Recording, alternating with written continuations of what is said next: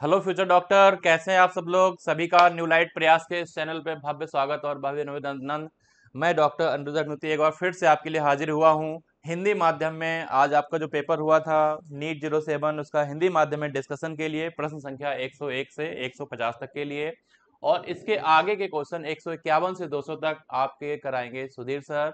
बहुत ही जबरदस्त तरीके से डिस्कशन होने वाला है, तो बने रहिए सेशन पे और सारा का सारा सेशन जहां जहां आपकी मिस्टेक हुई है सारी मिस्टेक को अच्छे से समझ लीजिए और आज ही इसको सुलझा लीजिए। और इसके साथ एक आपको काम ये करना है कि जो भी आपके दूसरे इष्ट मित्र है उनके पास सेशन को शेयर करिए, जिनको भी हिंदी माध्यम में समझना है, पढ़ना है और आगे बढ़ना है। तो आइए स्टार्ट करते हैं आज का सेशन अपने respected doctor SP Singh sir के मिशन के साथ कि अब पढ़ने का अधिकार सबको और डॉक्टर बनने का अधिकार भी सबको। तो आज के पेपर का पहला क्वेश्चन आपकी स्क्रीन के सामने, बताइए फटाफट क्या होगा इसका जवाब। कह रहे हैं कि नीचे दिए गए दो कथन दिए गए हैं, कथन पढ़ के आपको बताना है कि कौन सा कथन है सही और कौन सा है गलत। तो पहला कथन क्या कह रहे हैं ध्यान से देखिए। कह रहे हैं मनुष्य के श्वसन तंत्र में श्वसनी श्वसनिकाओं और कोशिकाओं का शाखित जाल फेफड़े की रचना करते हैं। बिल्कुल सही बात है, एनसीईआरटी की लाइन है। कथन नंबर 2 में कह रहे हैं कि मनुष्य में दोनों फेफड़े एक स्त्री प्लूरल से ढके होते हैं। ये एक स्त्री नहीं होना चाहिए था, यहाँ पे द्वि स्त्री होना चाहिए था। क्यों? क्योंकि आपके जो फेफड़े होते हैं वो आपकी द्वि स्त्री आपकी प्लूरल मेम्ब्रेन से ढके होते हैं, जिनके अंदर आपका एक फ्लूइड भरा होता है जिसको हम लोग प्लूरल फ्लूइड कहते थे। तो ये बात यहाँ पे गलत दी गई है, तो यानी कि कथन 2 हो गया आपका गलत और कथन 1 हो गया सही। तो बताइए प्रश्न संख्या 101 के किस पे लगा देंगे टिक हम लोग टिक लगाएंगे 101 में विकल्प नंबर 2 पे। विकल्प नंबर 2 को देखिए क्या लिखा है कथन 1 सही परंतु कथन 2 गलत है। तो भाई साहब आपका आंसर क्या बन गया यहाँ पे आंसर बन गया आपका विकल्प नंबर 2। अगला प्रश्न क्या है आपके सामने? अगला प्रश्न है निम्नलिखित अनुरूपता में कौन श्वसन क्रिया के दौरान गैसों के परिवहन के संदर्भ में गलत है। आपको बताना है गलत क्या है। तो सबसे पहला ये कह रहे हैं कि 97% यानी 97% ऑक्सीजन जाती है आरबीसी के द्वारा। बिल्कुल सही बात है। 3% ऑक्सीजन जाती है प्लाज्मा में घुलित तरीके से। बिल्कुल सही बात है। 70% कार्बन डाइऑक्साइड बाई कार्बोनेट के रूप में जाती है। बिल्कुल सही बात है। पर लास्ट स्टेटमेंट में ये क्या कह रहे हैं कि 3% CO2 जाती है प्लाज्मा में घुलित में। नहीं भाई, ये 3% नहीं जाती है, ये आपकी 7% जाती थी CO2 प्लाज्मा में घुलित। तो यहां पे अगर बात करें तो ये फोर्थ जो ऑप्शन है ये गलत यहां दिया गया है। हमको बताइए सही पता करना था कि गलत। प्रश्न में क्या कह रहा है कि हमको गलत पता करना है, तो गलत का भाई हो गया गलत और आपके सामने आंसर बन के आ गया विकल्प नंबर 4। तो इस तरीके से प्रश्न 102 का क्या बनेगा उत्तर? प्रश्न 102 का उत्तर बनेगा विकल्प नंबर 4। अगला प्रश्न 103 आपके स्क्रीन के सामने, कह रहे हैं निम्नलिखित में से कौन सा कथन गलत है। तो फिर से एक बार आपको बताना है क्या गलत है। यहाँ पे 4 के 4 आपके सामने विकल्प दिए गए हैं, पढ़िए फटाफट और बताइए। पहला विकल्प कह रहे हैं अंतः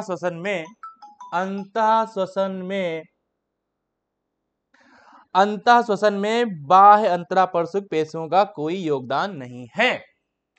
तो ये तो बात इनकी गलत है भाई साहब। कह रहे हैं कि कोई योगदान नहीं है, लेकिन ऐसा नहीं होता है। आपको पता है कि एक्सटर्नल इंटरकॉस्टल मसल का योगदान होता है और ये कह रहे हैं कि योगदान नहीं है।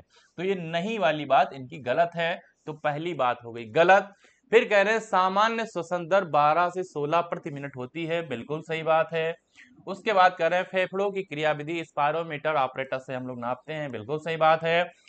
टाइडल वॉल्यूम जो है वो 600 ml नहीं होता है, ये होता है 500 ml। तो ये बात हो गई इनकी गलत।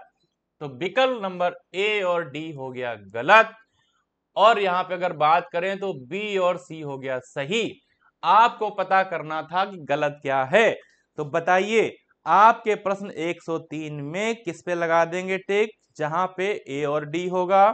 ए और डी आपको दिख रहा है विकल्प नंबर 4 में, तो विकल्प नंबर 4 लगा देंगे टिक। यानी कि आपका सही जवाब क्या होगा? सही जवाब होगा प्रश्न 103 का विकल्प नंबर 4। अगला प्रश्न 104 आपकी स्क्रीन के सामने, ध्यान से देखेंगे। कह रहे हैं कौन सा कथन सत्य है। इस बार आपको सत्य आपको बताना है कि इनमें से सत्य क्या है। तो पहला विकल्प कह रहे हैं कि रक्त में कार्बन डाइऑक्साइड अधिक विलेयता के कारण आसानी से विकसित हो जाती है। बिल्कुल सही बात है। आपको पता है कार्बन डाइऑक्साइड की सॉल्युबिलिटी करीब 20 से 25% ज्यादा होती है। तो ये बात तो आपकी बिल्कुल एनसीईआरटी लाइन से एज इट इज ली गई है, बिल्कुल सही है। उसके बाद कह रहे हैं कि लगभग लगभग 18 से 19% CO2 प्लाज्मा के द्वारा परिवहन होती है। ये बात इनकी नहीं सही है। 18 से 19% नहीं होती है, ये 7% होती थी। तो ये 18 से 19 वाली बात इनकी गलत है।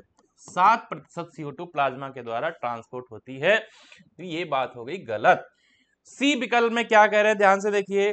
कह रहे हैं कि CO2 रक्त में विसरित हो जाती है और आरबीसी में जाकर H2O के साथ क्रिया करके H2CO3 यानी बाइकार्बोनेट बनाती है। बिल्कुल सही बात है, ये बाइकार्बोनेट बनता है। क्लोराइड आयन प्लाज्मा में विसरित होकर आरबीसी में जाकर आयनिक बैलेंस को स्थापित करता है। ये बात भी आपकी सही है। तो यहाँ पे अगर सही की बात करते हैं तो ACD आपके सामने सही जा रहा है और गलत ऑप्शन आपके सामने विकल्प बी होगा। तो 104 में अगर बात करें तो किस पे लगा देंगे टिक हम लोग। 104 में अगर बात करते हैं तो 104 में विकल्प नंबर 2 देखिए, जहां पे लिखा है ए, सी और डी। ए, सी, डी जो होगा इसका सही जवाब होगा। तो 104 का सही उत्तर बन के क्या आपके सामने आ रहा है? आपके सामने प्रश्न 104 का सही उत्तर बन के आ रहा है विकल्प नंबर 2 बन के आ रहा है सही उत्तर। अगला प्रश्न क्या है भाई साहब? अगला प्रश्न है आपके सामने 105। ध्यान से देखेंगे, बहुत ही मजेदार धमाकेदार प्रश्न है। हीमोग्लोबिन का ऑक्सीजन वियोजन चक्र क्या होता है? यानी कि ऑक्सीजन डिसोसिएशन कर्व की बात कर रहे हैं। और आपको पता है ये ऑक्सीजन डिसोसिएशन कर्व होता था सिग्मोइड। ये कैसे होता था भाई साहब? ये होता था आपका सिग्मोइड, आपको याद रखना था। ये कैसे होता था? ये आपका सिग्मोइड होता था। तो यहाँ पे सिग्मोइड सिर्फ एक ही जगह दिखा गया है। तो यानी कि आपका विकल्प क्या हो जाएगा? आपका विकल्प हो जाएगा प्रश्न 105 का विकल्प हो जाएगा 1। अगला प्रश्न आपके सामने, एक हीमोग्लोबिन का अणु ऑक्सीजन के कितने अणु ले जा सकता है? तो आपको पता है कि हीमोग्लोबिन का एक अणु, ये अगर बात करते हैं तो हीमोग्लोबिन में आपको पता है 2 अल्फा और 2 बीटा चेन होती हैं। तो यहाँ पे अगर बात करें तो हर ऑक्सीजन एक एक मॉलिक्यूल के साथ में ये रिएक्शन करता है। टोटल अगर बात करें तो 4 अणु ये ले जा सकता है, 4 अणु ले जा सकता है। तो आपका विकल्प यहाँ पे क्या बन के आएगा? विकल्प बन के आएगा विकल्प नंबर 4। प्रश्न 106 का विकल्प बनेगा 4। अगला प्रश्न 107 आपकी स्क्रीन के सामने, कह रहे हैं नॉर्मल एक्सपायरेशन के बाद फेफड़ों में शेष रह जाने वाली वायु का आयतन क्या होता है? तो आपको पता है कि नॉर्मल जो हम लोग एक्सपायरेशन करते हैं उसके बाद में हमारे लंग्स में जो एयर बचती है उसको हम लोग आरबी और ईआरबी कहते थे। उसको हम लोग कहते थे आरबी और उसके ऊपर क्या रहता था? ईआरबी। इन दोनों को एक साथ बोला जाता था एफआरसी। यानी कि इसको हम लोग क्या बोलते थे? फंक्शनल रेजिडुअल कैपेसिटी, एफआरसी इसको बोला जाता था। तो ये फंक्शनल रेजिडुअल कैपेसिटी कहां लिखा है? फंक्शनल रेजिडुअल कैपेसिटी आपका लिखा है विकल्प नंबर 3 में। तो 107 का सही जवाब क्या होगा? 107 का सही जवाब होगा आपका विकल्प नंबर 3। 107 का सही जवाब होगा आपका विकल्प नंबर 3, क्योंकि एफआरसी की बात कर रहे हैं, ईआरबी आरबी को जोड़ना था, आपको इतनी सी बात याद रखनी थी। अगला प्रश्न एकदम धमाकेदार प्रश्न है आपके सामने 108। बहुत ही मजेदार क्वेश्चन है। कह रहे हैं सामान्य इंस्पायरेशन प्रारंभ होता है। तो आपको पता था जब इंस्पायरेशन होता था तो ये डायाफ्राम जो है रिलैक्स की बजाय से ये कॉन्ट्रैक्ट हो जाता था, फ्लैट हो जाता था, सीधा हो जाता था। और जो हमारी इंटरकॉस्टल मसल जो होती हैं, एक्सटर्नल इंटरकॉस्टल मसल, ये क्या करती हैं? रिब्स को ऊपर उठा दिया करती थी। तो यहां पे अगर बात करें तो देखिए डायाफ्राम के लिए बात करी गई है कि डायाफ्राम का संकुचन होता है। रिब्स की बात नहीं करी गई तो कोई बात नहीं। यहाँ पे आपके सामने विकल्प नंबर 1 बन रहा है आपका सही जवाब। दूसरे विकल्प में कह रहे हैं कि बाह्य अंतरा परसुकपासियां यानी कि एक्सटर्नल इंटरकॉस्टल मसल्स में रिलैक्सेशन होता है, ये रिलैक्सेशन नहीं होगा, यहाँ पे संकुचन होगा, तो ये बात गलत होगी। फिर यहाँ पे अंतः में कह रहे हैं संकुचन होता है, तो ये बात गलत है, और ये भी आपका गलत हो जाएगा। विकल्प नंबर 1 बनेगा सही जवाब आपके प्रश्न 108 का। अगला प्रश्न है 109 आपकी स्क्रीन के सामने, कह रहे हैं प्रत्येक 100 ml अनऑक्सीकृत रक्त कितने ml CO2 को ले जा सकता है। तो आपको पता था, ये भी अगर बात करें इसमें भी 4 ml CO2 को ये ले जाता था। तो यहां पर भी अगर बात करें तो आपका आंसर बन के क्या आएगा, आपका आंसर बन के आएगा विकल्प नंबर 1। प्रश्न 109 का विकल्प नंबर 1 बनेगा सही उत्तर। अगला प्रश्न क्या है भाई साहब, अगला प्रश्न है आपके सामने, देखिए कह रहे हैं महाधमनी चाप और ग्रीवा धमनी से जुड़ी संवेदी संरचनाएं किस रसायन की सांद्रता में परिवर्तन को पहचान करती हैं और जरूरी संकेत लय केंद्र को उपचारात्मक कार्रवाई के लिए भेजती हैं। तो यहां पर अगर हम बात करें, तो आपको पता है कि ये किसको पहचानती थी, ये पहचानती थी कार्बन डाइऑक्साइड को, ये पहचान करती थी कार्बन डाइऑक्साइड को, और H+ आयन को पहचानती थी, और इसके हिसाब से ये रेमेडियल एक्शन करती थी, यानी कि हमारी रेस्पिरेशन रेट को बढ़ाती थी, हमें याद रखना था। तो यहां पर बात करते हैं तो आपके पहले विकल्प में CO2 दिया गया है, दूसरे विकल्प में H+ सांद्रता दी गई है, दोनों ही बातें यहाँ पे सही हैं, ऑक्सीजन के लिए नहीं करा जाता था। तो यहाँ पे अगर बात करें विकल्प नंबर 3 बनेगा आपका सही उत्तर। प्रश्न 110 का विकल्प नंबर 3 बनेगा सही उत्तर। अगला प्रश्न 111 आपकी स्क्रीन के सामने, कह रहे हैं निम्नलिखित में से कौन सी अनुरूपता गलत है। तो अब आपको बताना है कि गलत क्या है भाई साहब, इसमें गलत क्या है। एक तरफ आपके दिए गए हैं जंतुओं के कुछ नाम, दूसरी तरफ दिए गए हैं श्वसन के अंग।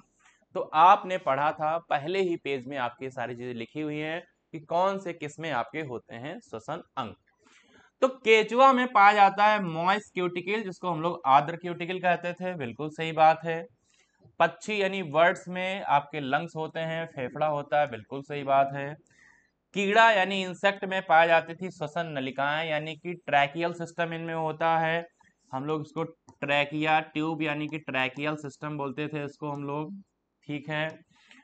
और केचुआ में ये कह रहे हैं गिल्स होते हैं, गिल्स केचुआ में नहीं होते हैं, फिशेस में होते हैं, केचुआ में आपकी आर्द्र क्यूटिकल ही होती है, ये बात यहाँ पे गलत दी गई है। केचुआ में क्या होता है, आर्द्र क्यूटिकल ही होती है, अभी अभी ऊपर आपको बताया जा चुका है। तो ये बात यहाँ पे गलत है। पूछ क्या रहे थे, गलत ही पूछ रहे थे, तो गलत का भाई हो गया गलत, और आपके सामने आंसर बन के आ गया क्या, आंसर बन के आ गया विकल्प नंबर 4। प्रश्न 111 का आंसर बन के आपके सामने क्या आ गया, विकल्प नंबर 4 बन के आ गया उसका सही उत्तर। अगला प्रश्न है 112। अगला प्रश्न 112, श्वसन की दर और तीव्रता बढ़ जाती है कब। श्वसन की दर यानी रेस्पिरेशन रेट कब बढ़ जाती है, जब हमारी बॉडी में CO2 की कंसंट्रेशन, कार्बन डाइऑक्साइड की मात्रा ज्यादा हो जाती है तब। तो ऐसा कहां लिखा है, ध्यान से देखिए, ऐसा सिर्फ आपको एक ही जगह दिख रहा है 112 में, CO2 की सांद्रता बढ़ती है, ऐसा सिर्फ और सिर्फ एक ही जगह लिखा है, वो है आपका विकल्प नंबर 2। O2 से कोई लेना देना नहीं होगा, हीमोग्लोबिन की सांद्रता बढ़ती है इसका भी कोई से ताल्लुकात नहीं है। आपको CO2 की सांद्रता बढ़ती है तो श्वसन की दर भी आपकी बढ़ जाएगी, आपको याद रखना है। तो प्रश्न 112 में अगर बात करें तो आपका सही उत्तर बन के आएगा विकल्प नंबर 2। अगला प्रश्न 113 आपकी स्क्रीन के सामने, निम्नलिखित में से कौन सा विकल्प अस्थमा और एम्फाइसीमा में फेफड़ों की अवस्था को सही तरीके से दिखाता है। तो अस्थमा में क्या होता था, ब्रोंकाई और ब्रोंक्यूल्स में इन्फ्लामेशन हो जाता था, आपको पता है, यानी कि श्वसनिकाओं में क्या होता था, प्रदाह यानी इन्फ्लामेशन होता था। तो अस्थमा के बारे में अगर बात करें तो आपका पहला विकल्प देखिए बिल्कुल सही जा रहा है, और अगर यहाँ पे एम्फाइसीमा में अगर बात करें तो ये कह रहे हैं कि गैस विनिमय सतह क्षेत्र का घटना हो जाता था। और ये क्यों होता था, इसका मेन कारण क्या था, इसका मेन कारण, मेजर काज था सिगरेट स्मोकिंग। सिगरेट स्मोकिंग करने से क्या होता है कि आपका जो गैस विनिमय सतह क्षेत्रफल है ये एल्वियोलाई में घट जाता है, आपको याद रखना है। तो दोनों बातें सही क्रम में सिर्फ और सिर्फ आपके विकल्प नंबर 1 में दिखाई गई है। विकल्प नंबर 1 में ही ये बात सही तरीके से दिखाई गई है, यानी कि प्रश्न 113 का 1 बनेगा सही जवाब। अगला प्रश्न 114 आपकी स्क्रीन के सामने। हीमोग्लोबिन से ऑक्सीजन के जुड़ने की संबंधित सही कथन यहाँ पे क्या होगा? तो आपको पता है कि हीमोग्लोबिन से ऑक्सीजन जब भी जुड़ता है जब आपका पार्शियल प्रेशर ऑफ ऑक्सीजन होना चाहिए ज्यादा और बाकी सब के सब होने चाहिए कम। क्या कम होना चाहिए? टेम्परेचर यानी कि तापमान, ताप कम होना चाहिए। और यहाँ पे अगर बात करते हैं तो हमारा पार्शियल प्रेशर ऑफ CO2 भी कम होना चाहिए। ज्यादा क्या होना चाहिए? ज्यादा सिर्फ हमारे पास ऑक्सीजन होनी चाहिए, CO2 कम होनी चाहिए, ताप कम होनी चाहिए। सभी की सभी यहाँ बातें सही दी गई हैं। विकल्प बन के आएगा 4। प्रश्न 114 का विकल्प बनेगा 4। अगला प्रश्न 115 आपकी स्क्रीन के सामने। सही अनुरूपता का चयन करना है। तो आपको सामने कुछ आपके यहाँ पे कंपाउंड दिए गए हैं, सामने उससे रिलेटेड बातों को बताया गया है। तो पहले में जैसे इन्होंने मैलिक अम्ल दिया है, तो ये मैलिक अम्ल हमको कहाँ मिलता था? ये मिलता था क्रेब्स साइकिल में, यानी क्रेब्स चक्र में मिलता था। फास्फोग्लिसरिक अम्ल हमको कहाँ मिलता था? ये देखने को ग्लाइकोलिसिस में देखने को मिलता था। और एटीपी सिंथेस, ये एटीपी सिंथेस हमको कहाँ मिलता था? जब हम लोग इलेक्ट्रॉन ट्रांसपोर्ट सिस्टम में जाते थे वहां। और इथेनॉल का प्रोडक्शन कैसे आपका किण्वन से होता है, ये चीज आपको पता है। तो यहाँ पे एक ऑप्शन थर्ड बन रहा है और एक ऑप्शन थर्ड सिर्फ और सिर्फ एक ही जगह दिख रहा है, जो आपका है विकल्प नंबर 1, यानी कि विकल्प नंबर 1 बनेगा इसका सही जवाब। 115 का विकल्प नंबर 1 बनेगा सही जवाब। अगला प्रश्न है 116 आपके स्क्रीन के सामने। कह रहे हैं सही अनुरूपता का चयन करें। तो सबसे पहला फार्मूला अगर बात करते हैं तो ये अंक गणितीय वृद्धि के लिए होता है, और अंक गणितीय वृद्धि सिर्फ और सिर्फ एक ही जगह लिखा है, यानी ए का फर्स्ट ऑप्शन है। ए का फर्स्ट ऑप्शन कितनी जगह दिखाया गया है? सिर्फ और सिर्फ एक ही जगह दिखाया गया है। तो यहाँ पे आंसर निकल के आ गया आपके सामने 1। बाकी सब के सब आपके सही दिए गए हैं। जैसे बी का फोर्थ, तो बी को मिला दीजिए 4 से। सी का थर्ड है, सी को मिला दीजिए थर्ड से। और डी का सेकंड है, यानी कैलस का मतलब अनडिफरेंशिएटेड सेल होता है। तो 116 का सही जवाब बन के आएगा विकल्प नंबर 1। अगला प्रश्न 117 आपके स्क्रीन के सामने। कह रहे हैं कौन सा कथन सत्य है? तो कह रहे हैं यहाँ पे अशुद्ध रुधिर का पार्शियल प्रेशर ऑफ CO2 कितना है? तो ये कह रहे हैं 95 mmHg होता है। ये 95 नहीं होता भाई साहब, ये होता है 45, यानी कि 45 mmHg होता है। तो ये पहली ही बात इन्होंने यहाँ पे गलत दे दी गई है, ये पहली बात यहाँ पे दी है गलत, और बाकी सारी बातें यहाँ पे सही है। एक बार देख लेते हैं। कह रहे हैं बहुकोशिकीय वायु का PCO2 40 mmHg होता है, बिल्कुल सही बात है। बहुकोशिकीय वायु का PO2 यानी partial pressure of oxygen 104 mmHg होता है, बिल्कुल सही बात है। अशुद्ध रुधिर का partial pressure of CO2 45 mmHg होता है, बिल्कुल सही बात है। तो आपको सही ही तो ढूंढना था ना। तो 117 में अगर बात करें तो सही कितने मिल रहे हैं हमको? 117 में सही हमको BCD मिल रहा है। ये BCD कहाँ लिखा है भाई साहब? ये BCD लिखा है आपके विकल्प नंबर 4 में। तो विकल्प नंबर 4 बन के आ रहा है सही जवाब प्रश्न 117 का। अगला प्रश्न है आपके सामने 118। बहुत ही मजेदार क्वेश्चन। कह रहे हैं कि उद्योगों में धूल कण के दीर्घकालीन प्रभाव के क्या परिणाम होते हैं? तो उद्योगों में आपको पता है कि लॉन्ग एक्सपोजर डस्ट होता है, तो लंग्स में आपका इन्फ्लामेशन हो सकता है, फाइब्रोसिस हो सकती है, ये सारी चीजें होती थी। और फाइनली हमारा जो लंग्स है यानी फेफड़ा है वो खराब होने के खतरे हो जाते हैं, लंग्स डैमेज होने के चांसेस ज्यादा बढ़ जाते हैं।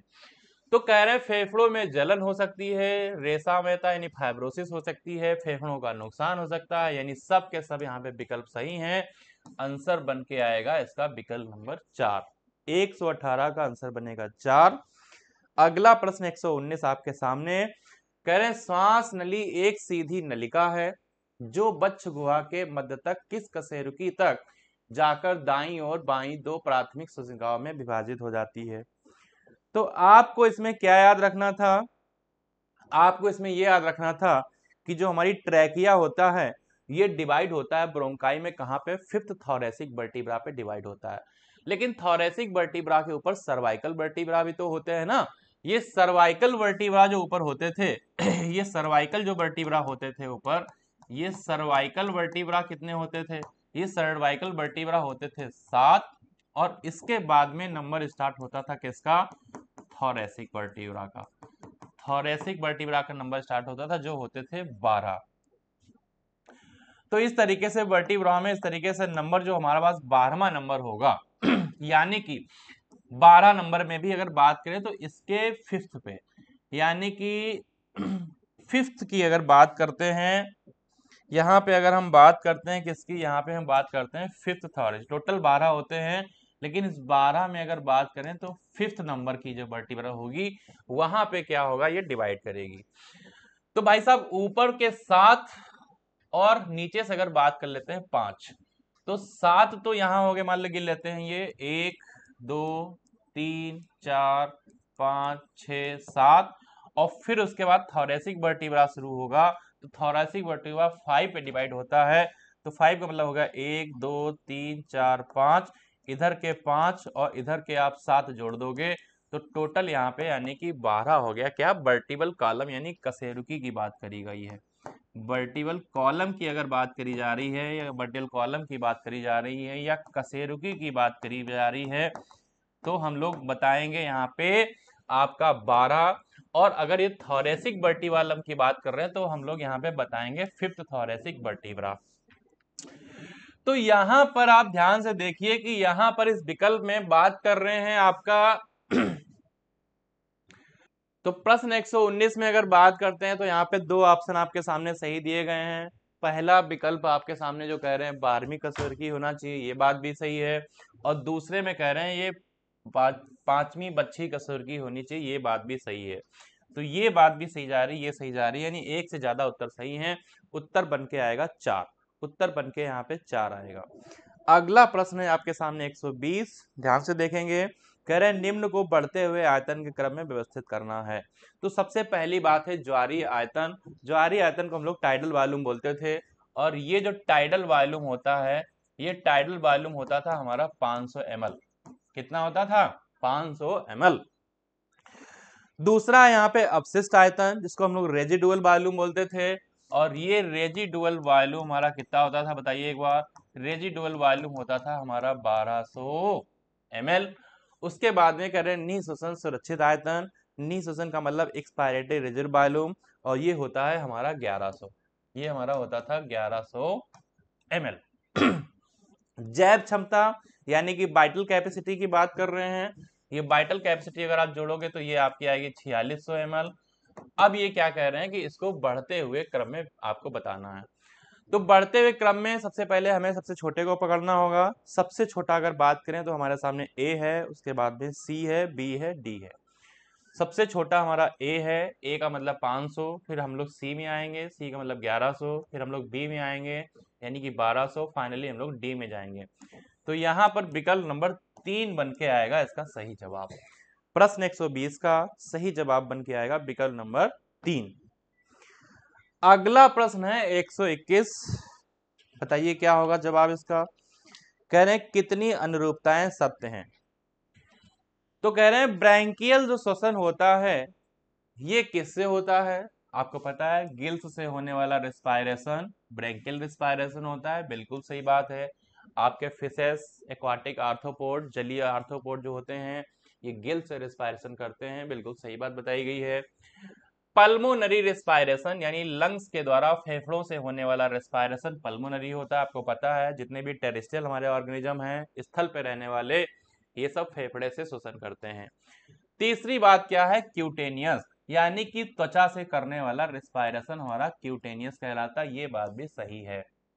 आपने फ्रॉग यानी राणा टिग्रिना के केस में पढ़ा था कि वो स्किन से भी कर सकता था रेस्पायरेशन, यानी कि क्यूटेनियस रेस्पायरेशन भी कर सकता था और लंग्स भी करता था, यानी पल्मोनरी और क्यूटेनियस दोनों ही चीजें यहाँ पे पाई जाती थी।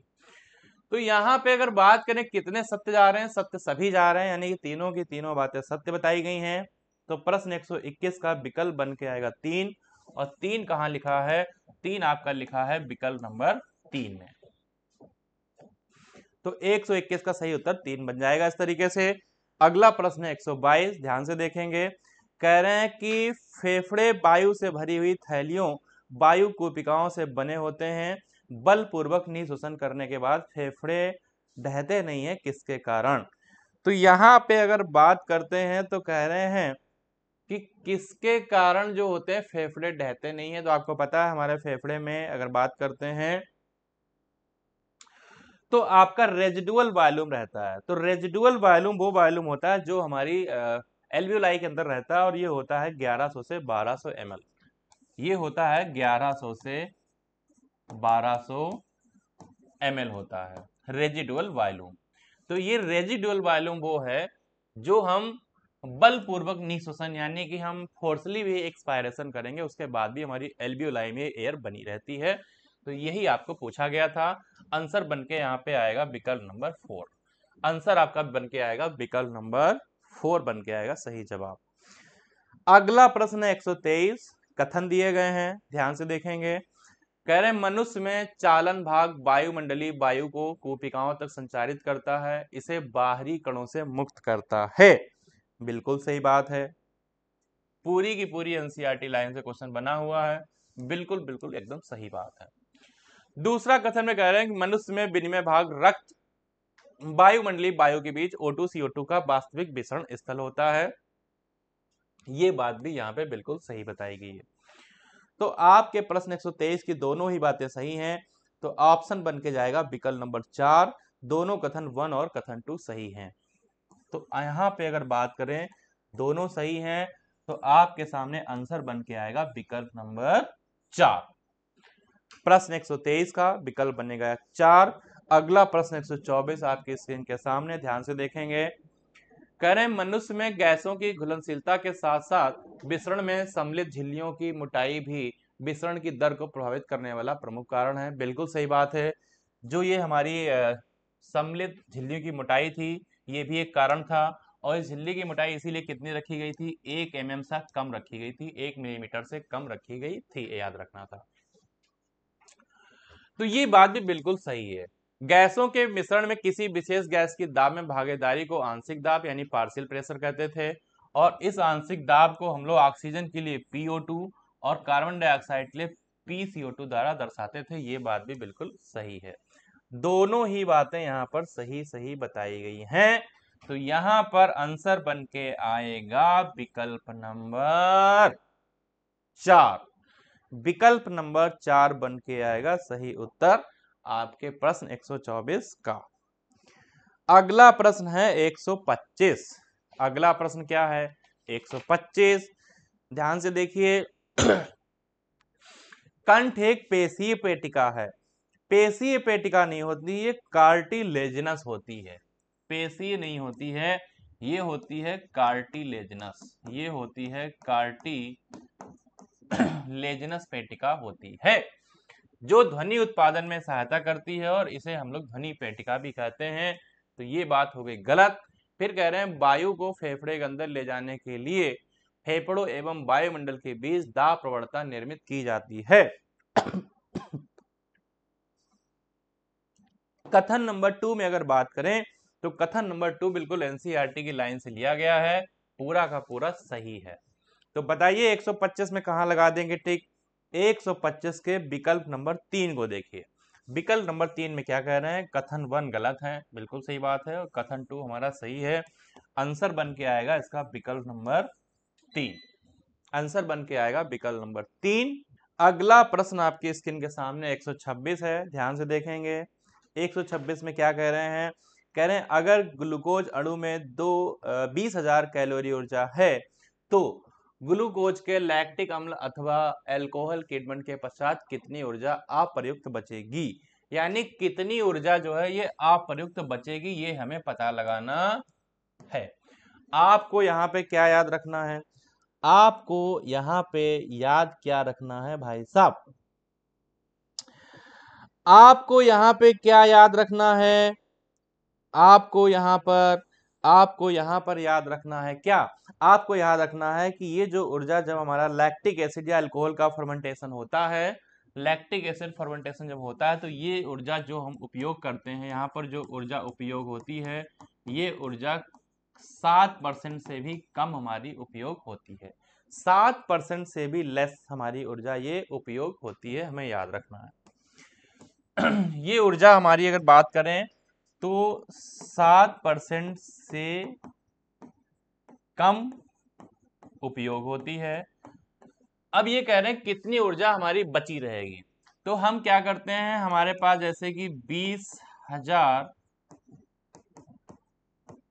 कैलोरी ऊर्जा है और कितनी कह रहे हैं बची रहेगी, तो हम क्या करते हैं इस 20,000 कैलोरी से माइनस करा देते हैं, क्या हम माइनस क्या करा देते हैं, ध्यान से देखिए, जैसे ये ऊर्जा है हमारे पास 20,000 और इससे हम माइनस करा देते हैं 7%, किसका 7%, इस 20,000 का।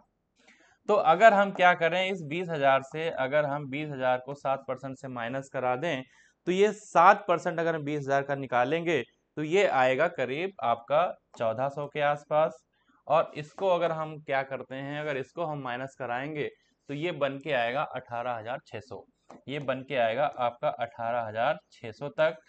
18,600 के आसपास हमारी ऊर्जा वो होगी जो ऊर्जा हमारी ये बच रहेगी, यानी कि अनुपयुक्त होगी। ठीक है, अगला क्या है भाई साहब, अगला प्रश्न क्या है, अगला प्रश्न है 127, अगला प्रश्न क्या है, अगला प्रश्न है 127। तो 127 में क्या कह रहे हैं, ध्यान से देखिए, 127 के प्रश्न में आपसे कहा जा रहा है कि सुक्रोज से शुरू करते हुए ग्लूकोज 6 फास्फेट के उत्पादन तक कौन से एंजाइम प्रयोग किए जाते हैं। तो आपको पता है कि सुक्रोज से जब हम शुरू करते हैं और ग्लूकोज 6 फास्फेट का उत्पादन करते हैं तो यहाँ एंजाइम लगते थे इन्वर्टेज और हेक्सोकाइनेज, इन्वर्टेज लगता था और हेक्सोकाइनेज लगता था। तो ये इन्वर्टेज और हेक्सोकाइनेज की अगर बात करें तो ये आपके ऑप्शन नंबर पहला और दूसरे में ही आपके सामने दिख पा रहा है, इन्वर्टेज और हेक्सोकाइनेज। ठीक है, तो ए और बी है सही जवाब। ए और बी आपके किस विकल्प में है 127 में, 127 में ए और बी अगर आप बात ध्यान से देखें तो ए और बी आपका जो है विकल्प नंबर 1 में ही दिया गया है, तो आपका विकल्प नंबर 1 हो जाएगा सही जवाब। अगला प्रश्न 128 आपके स्क्रीन के सामने, कह रहे हैं किण्वन प्रक्रिया में ग्लूकोज के 6 अणुओं के टूटने के समय प्रति ग्लूकोज अणु कितने एटीपी अणुओं का नेट आपको फायदा मिलता है। तो ये फायदा जो है मिलता था 2 एटीपी का, आपको याद रखना था, टोटल हमें 2 एटीपी का यहाँ से फायदा मिलता था, 2 एटीपी का फायदा मिलता है जब आपका फर्मेंटेशन यानी किण्वन प्रक्रिया होती है। तो आपका जवाब होगा 2 एटीपी, और कहाँ लिखा है, ये लिखा है आपके ऑप्शन नंबर 3 में, ऑप्शन नंबर 3 यानी विकल्प नंबर 3 बनेगा सही जवाब आपके प्रश्न 128 का।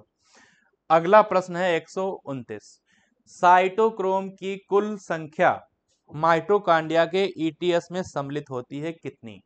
तो आपको पता है ये जो संख्या थी ये आपकी होती है साइटोक्रोम बी, साइटोक्रोम सी, और इसके अलावा आपका होता है साइटोक्रोम C1 होता है आपका, और आपका साइटोक्रोम ए और A3 होता है, साइटोक्रोम ए होता है और आपका होता है साइटोक्रोम A3 होता है।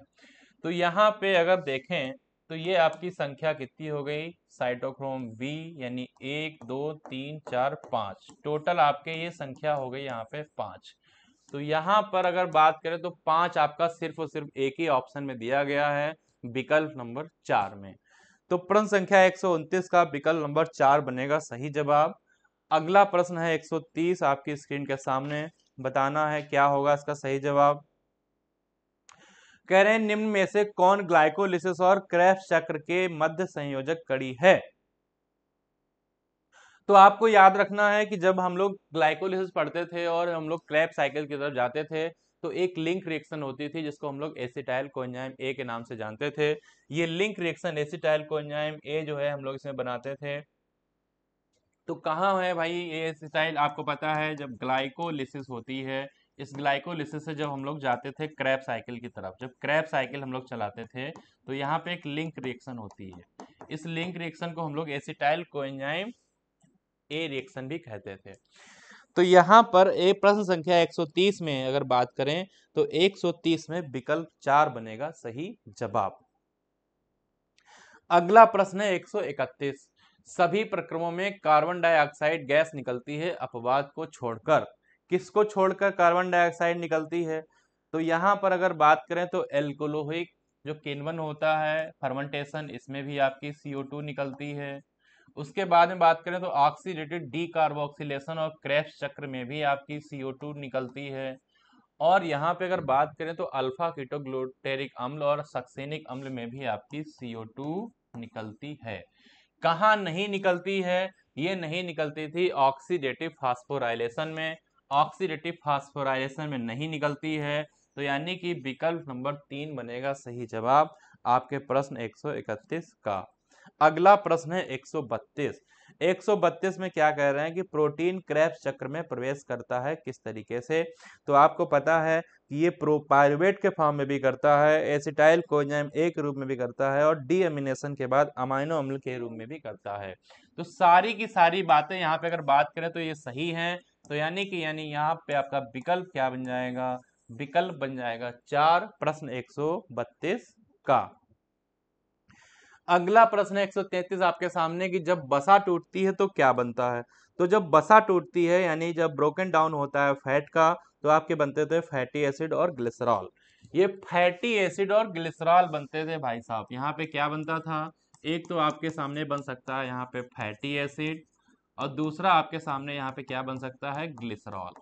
फैटी एसिड और ग्लिसरॉल। तो फैटी एसिड और ग्लिसरॉल कहाँ लिखा है? आप ध्यान से देखिए, फैटी एसिड और ग्लिसरॉल आपका लिखा है विकल्प नंबर 1 में। विकल्प नंबर 1 होगा सही जवाब आपके प्रश्न 133 का। अगला प्रश्न है 134। क्रेब्स चक्र के लिए मध्यवर्ती उत्पादों के निर्माण का सही क्रम चुनना है। तो यहां पर अगर बात करते हैं कि करेक्ट सीक्वेंस क्या होगा, तो करेक्ट सीक्वेंस में आपको याद रखना था succinate fumarate malate, succinate fumarate malate और देन बनता है ऑक्जेलो एसिटिक एसिड। प्रश्न संख्या 134 का विकल्प नंबर 3 देखिए। सबसे पहले बनता है सक्सिनेट, देन आपका बनता है फ्यूमरेट, फ्यूमरेट के बाद बनता है मैलेट और मैलेट के बाद बनता है ऑक्जेलो एसिटिक एसिड। तो यहाँ पर अगर करेक्ट सीक्वेंस की बात करें तो प्रश्न 134 के विकल्प नंबर 3 में आपका करेक्ट सीक्वेंस यहाँ पे दिया गया है। क्लियर है? 134 का विकल्प क्या बनेगा? 134 का यहाँ पे अगर बात करें तो विकल्प बनेगा आपका 3 नंबर का। 134 का विकल्प नंबर 3 बनेगा सही जवाब। अगला प्रश्न है 135। कह रहे हैं कि पौधों में गैसीय विनिमय के लिए कौन सी संरचनाएं होती हैं?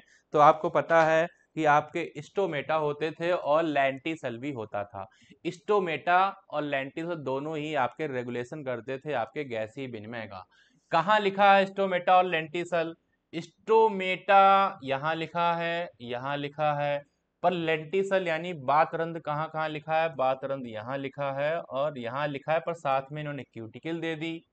यहाँ पर दोनों कॉम्बिनेशन आपके सामने फिट बैठ रहे हैं। आंसर आपका होगा ऑप्शन नंबर 4। विकल्प नंबर 4 बनेगा सही जवाब प्रश्न 135 का। अगला प्रश्न है 136। 136 में कह रहे हैं कि ग्लाइकोलिसिस शब्द की उत्पत्ति किस बेरिक सबसे हुई थी? तो इसकी उत्पत्ति हुई थी ग्लाइकोज से, यानी कि यहाँ पे विकल्प नंबर 2 बनेगा सही जवाब।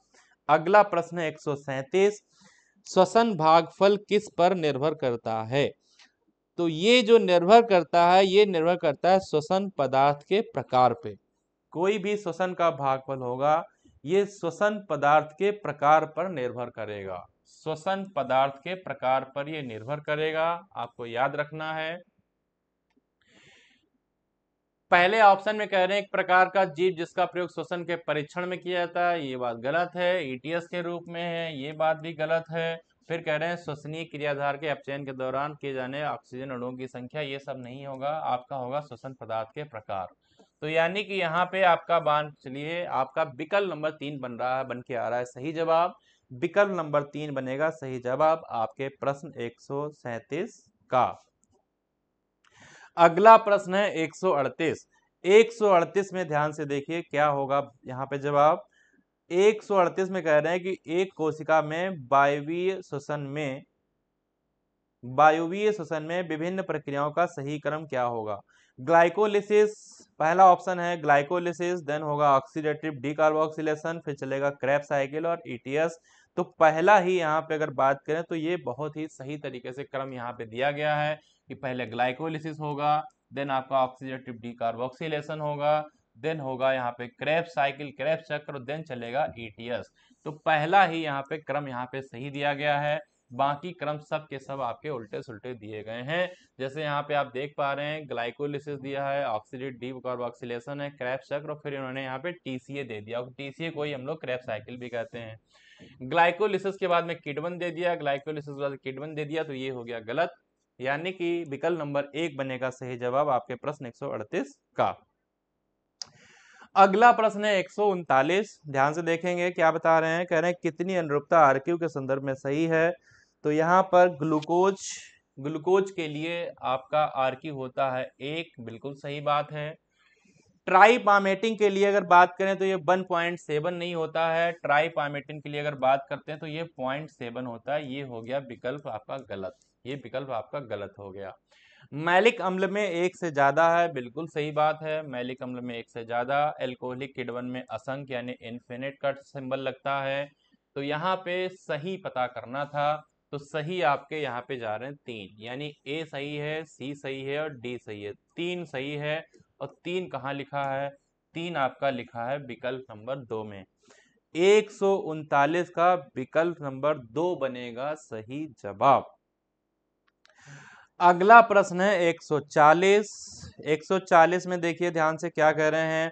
कह रहे हैं अगर हमें 100 एटीपी ईटीएस के माध्यम से बनाना है तब कितने NADH2 और FADH2 की संख्या की क्रमशः आवश्यकता होगी। तो आपको यहाँ क्या याद रखना है? आपको यहाँ ये याद रखना है कि एक जो NADH2 होता है ये बनाता है 3 ATP को, और दूसरी बात आपको याद ये रखना है कि एक FADH2 जो होता है ये बनाता है 2 ATP को। अब ये कह रहे हैं कि इनमें से संख्या की क्रमशः संख्या क्या होगी, तो आप इसको कैलकुलेट करके देख सकते हैं। कैसे? जैसे यहाँ पर आपके सामने इन्होंने 20 दिया है, इस 20 को मल्टीप्लाई कर लेते हैं। NADH के लिए मान के चलते हैं, इसको मल्टीप्लाई कर लेते हैं मान लो 3 से, तो ये हो जाएगा नंबर इसका 60। इधर हम मल्टीप्लाई 2 मान के चलते हैं FADH2 के लिए, इसको मल्टीप्लाई कर लेते हैं 2 से, तो ये आएगा आपका 40। तो 60 और 40 मिलके ये हो जाएगा आपका 100। तो ये तो बिल्कुल सही जा रहा है, 100 ATP बन जाएंगे। इसके लिए बात करिए तो 18 NADPH2 यानी 3 ATP बनेंगे, तो यहाँ पर बन के आएंगे आपके 54। और यहाँ पे अगर बात करें तो इसको 2 से मल्टीप्लाई करेंगे तो यहाँ बन के आएगा 46। 46 और 54 को अगर हम जोड़ेंगे तब भी आपका 100 ATP यहाँ पर बन जाएगा। 100 ATP आपका यहाँ भी बन रहा था, 100 ATP यहाँ भी बन रहा था। अब जरा हम 24 को लेकर के बात करते हैं कि 24 अगर हमारे पास NADH2 है तो इसको अगर 3 से हमने मल्टीप्लाई कराया तो यहाँ पे कितना आएगा। यहाँ पे अगर बात करें तो कितना आएगा भाई साहब, यहाँ पे अगर हम 24 को मल्टीप्लाई कराते हैं 3 से तो यहाँ आंसर बन के आएगा 72, यानी 72 आपका इधर आ जाएगा। और इधर अगर हम 2 से FADH2 मान चलते तो इधर अगर हम मल्टीप्लाई कराते हैं तो ये आएगा 28। तो इधर का 72 इधर का 28 जोड़ोगे तो ये आपका 100 ATP इसमें भी बन के आ रहा है, और इसी तरीके से इसको भी कैलकुलेट करोगे तो आपका 100 ATP बन के आ रहा है। तो यानी कि सारे के सारे जितने भी यहाँ पे स्ट्रक्चर दिए गए हैं ये सब के सब आपके सही हैं, सब के सब आपके यहाँ पे सही हैं। तो 140 में अगर बात करें तो सब के सब सही हैं, तो आपका विकल्प यहाँ पे बनेगा ABCD, यानी विकल्प नंबर 4 होगा इसका सही जवाब। विकल्प नंबर 4 बनेगा सही जवाब आपके प्रश्न 140 का। अगला प्रश्न है 141। ध्यान से देखिए, कह रहे हैं कि निम्नलिखित में से कौन सा आरक्यू के लिए सही समीकरण है। तो आरक्यू में क्या है, आरक्यू में क्या होता है आपको पता है कि CO2 जितनी आपकी इवॉल्व होती है उसको हम लोग भाग कराते थे जितनी ऑक्सीजन कंज्यूम होती है। जितनी भी हमारी CO2 जो है मुक्त होती है उसको भाग कराते थे जितनी उपयोग में ऑक्सीजन का अनुपात होता है। तो ये पहला ही फार्मूला अगर बात करें यहाँ पे बिल्कुल सही तरीके से दिया गया है और बाकी फार्मूले सारे सब उल्टे सुल्टे तरीके से यहाँ पे दिए गए हैं। तो यहाँ पर अगर बात करें तो आपके प्रश्न 141 में यहाँ पे सही जवाब बन के आएगा विकल्प नंबर 1। विकल्प नंबर 1 होगा सही जवाब प्रश्न 141 का। अगला प्रश्न है 142 आपके सामने। 142 में ये कह रहे हैं कि सही कथन का आपको करना है चयन। तो क्या सही कथन है? ये ग्लूकोज का मॉलिक्यूल ऑक्सीजन से रिएक्शन कर रहा है, कार्बन डाइऑक्साइड वाटर और ऊर्जा यहाँ पे बना रहा है। तो कह रहे हैं यहाँ पर ये ग्लूकोज का संपूर्ण दहन है, बिल्कुल सही बात है। एक प्रकार की अपचयी प्रक्रिया है, बिल्कुल सही बात है। ये ग्लूकोज का अपूर्ण, अपूर्ण नहीं है भाई साहब, पूर्ण ऑक्सीकरण होता है, ये बात गलत है, ये बात इनकी गलत हो गई। इस अभिक्रिया के लिए R³ होता है, बिल्कुल सही बात है, क्योंकि यहाँ भी आपके 6 CO2 है, यहाँ भी 6 हैं, तो डिवाइड कराओगे तो आंसर 1 आएगा। तो सही में हमको एक A है, B है और D, यहाँ पे हमको ये ABD सही मिल रहा है। 142 में ABD कहाँ लिखा है? ABD आपका लिखा है विकल्प नंबर 4 में। ABD आपका कहाँ लिखा है? ABD लिखा है प्रश्न 142 के विकल्प नंबर 4 में। अगला प्रश्न है 143। क्रेब्स चक्र में जीटीपी का संश्लेषण कहाँ होता है? तो आपको पता है जब हम लोग सक्सिनाइल को ऐसे सक्सिनिक एसिड बनाते थे तो वहां पे एक जीटीपी बनता था। ये एक जीटीपी ही एक एटीपी के बराबर होता है। तो कहाँ लिखा है सक्सिनाइल को एंजाइम से सक्सिनिक अम्ल? यहाँ पर आपका बनता था एक जीटीपी और यही जीटीपी बराबर होता था एक एटीपी के बराबर होता था। तो आपका ऑप्शन यानी विकल्प नंबर 4 यहाँ पे बन के आ रहा है सही जवाब आपके प्रश्न 143 का। अगला प्रश्न है 144। ध्यान से देखेंगे। श्वसन में सभी कार्बोहाइड्रेट उपयोग में लाने से पहले ग्लूकोज में परिवर्तित होते हैं, बिल्कुल सही बात है, एनसीईआरटी की लाइन है। कह रहे हैं किण्वन में NADH और NAD+ में ऑक्सीकरण मंद गति से होता है जबकि ऑक्सीजन में यह प्रक्रिया तीव्र गति से होती है। दोनों ही बातें यहाँ पर सही बताई गई हैं, एनसीईआरटी की लाइन से दोनों बातें, दोनों क्वेश्चन आपके बने हैं। तो यानी कि कथन 1 भी सही है, कथन 2 भी सही है। 144 में जब दोनों सही है तो विकल्प बनेगा यहाँ पे 4, विकल्प होगा 4 आपके प्रश्न 144 का। अगला प्रश्न है 145। 145 में क्या कह रहे हैं ध्यान से देखिए। 145 में ये क्या कह रहे हैं? कह रहे हैं कि श्वसन में सभी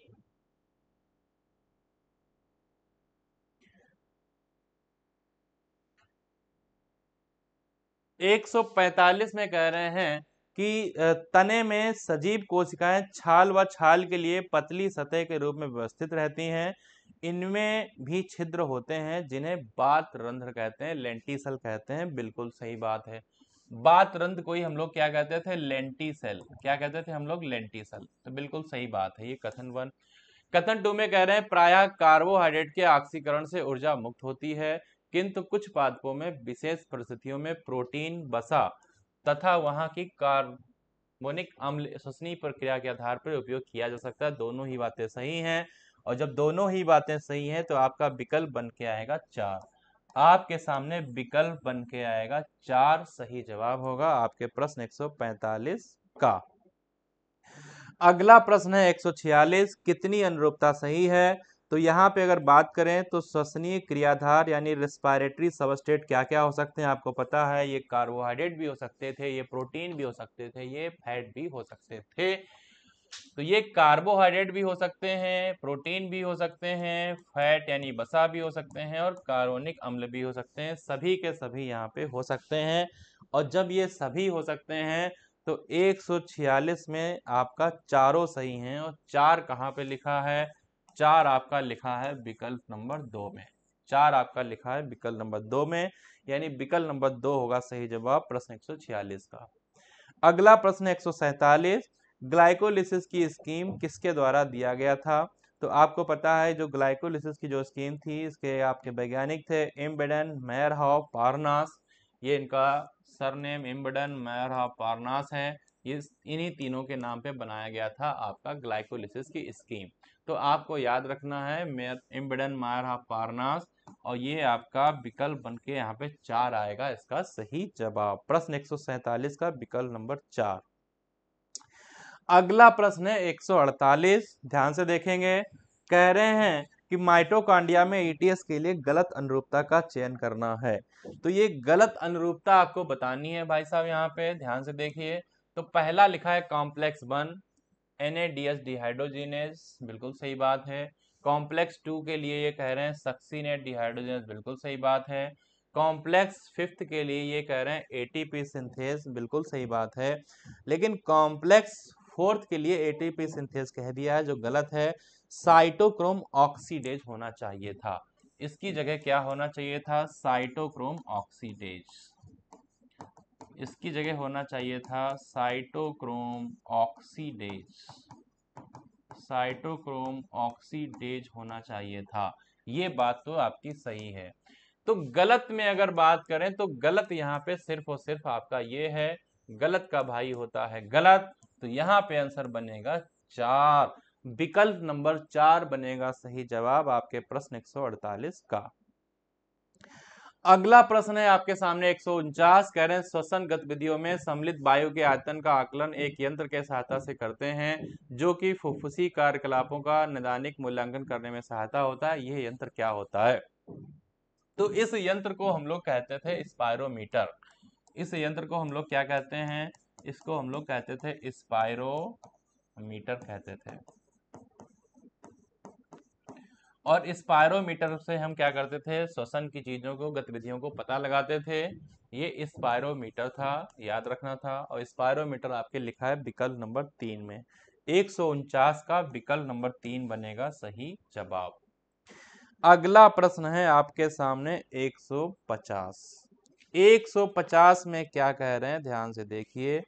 150 में मैचिंग का क्वेश्चन है आपके सामने। बहुत ही मजेदार तरीके से आपको करना है, और ध्यान से देखिए इसमें क्या बताया गया है। तो यहाँ पे लिखा है, एक तरफ में लिखा है नासा कक्ष का द्वार, और नासा कक्ष का द्वार यानी कि इसे कहते हैं नासा ग्रसनी। नासा कक्ष का द्वार इसे हम लोग क्या कहते हैं? नासा ग्रसनी कहते हैं। वयस्क मेढक में श्वसन कैसे होता है? तो वयस्क मेढक में अगर श्वसन की बात करें तो यहाँ पर वयस्क में कैसे होगा? फेफड़े से होगा, आपको पता है।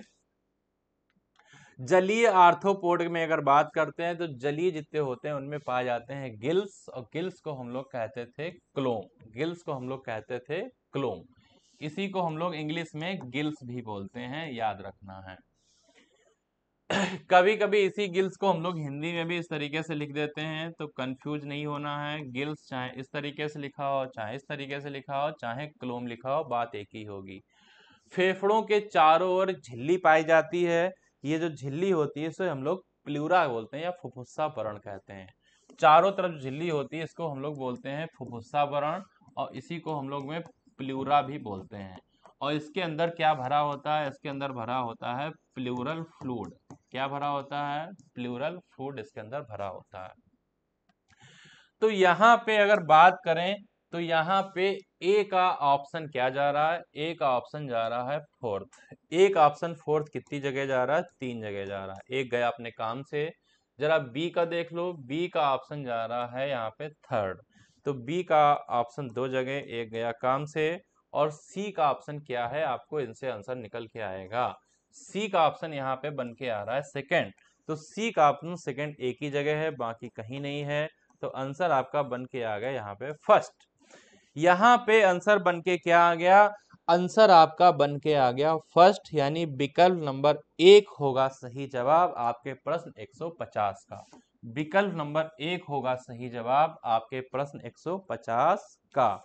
तो ये थे हमारे हिस्से के क्वेश्चन आपके 101 से 150 तक के, जो आज आपका पेपर हुआ था नीट 07। और इसके आगे के क्वेश्चन के लिए स्वागत करिए सुधीर सर का। बहुत ही जबरदस्त तरीके से आपको कराने वाले हैं। 151 से 200 तक के क्वेश्चन को सुनने के लिए बने रहिए सेशन पे और सारा का सारा सेशन एंजॉय करते रहिए। तो इसी के साथ दीजिए हमको इजाजत और करिए स्वागत सुधीर सर का, और सेशन पे बने रहिए। जहां जहां पे आपको दिक्कत ऐसी आ रही है अपने मिस्टेक रजिस्टर में, उसको जरूर नोट डाउन करिएगा, आपको फायदा मिलेगा। तो इसी के साथ जय हिंद, जय Bharat, take care, bye bye. Thank you बेटा अनिरुद्ध सर। ठीक बच्चों, आगे के बेटा हम 151 से लेके 200 तक बेटा हम डिस्कशन में सुधीर कटियार करूंगा बच्चों। ठीक है, आइए हम लोग आगे को शुरू करते हैं बेटा। देखिएगा, निम्नलिखित में से कौन सी अनुरूपता गलत है? पहला है मोलस्का ब्रैंकियल श्वसन, दूसरा है मछली गिल्स के द्वारा श्वसन, और स्तनधारी में पल्मोनरी श्वसन। मोलस्का में बेटा देखिए केवल पल्मोनरी लिखा गया है, जबकि बेटा मोलस्का में इनके साथ बेटा गिल्स के द्वारा भी श्वसन होता है, और गिल्स के द्वारा जो श्वसन होता है उसे हम पल्मोनरी श्वसन कहते हैं। गिल्स के द्वारा जो श्वसन होता है उसको हम बेटा ब्रैंकियल श्वसन कहते हैं। तो पल्मोनरी के साथ साथ बेटा इसमें ब्रैंकियल भी हुआ, तो यहाँ पे केवल जो है वो चीज़ गलत है। तो बेटा 151 का जो आंसर जो होगा इस जगह पे बेटा चौथा जाएगा। केवल पल्मोनरी श्वसन नहीं होता है, इनके अलावा बेटा इसमें गिल्स के द्वारा ब्रैंकियल भी होता है। अगला सवाल बेटा हम लोगों का,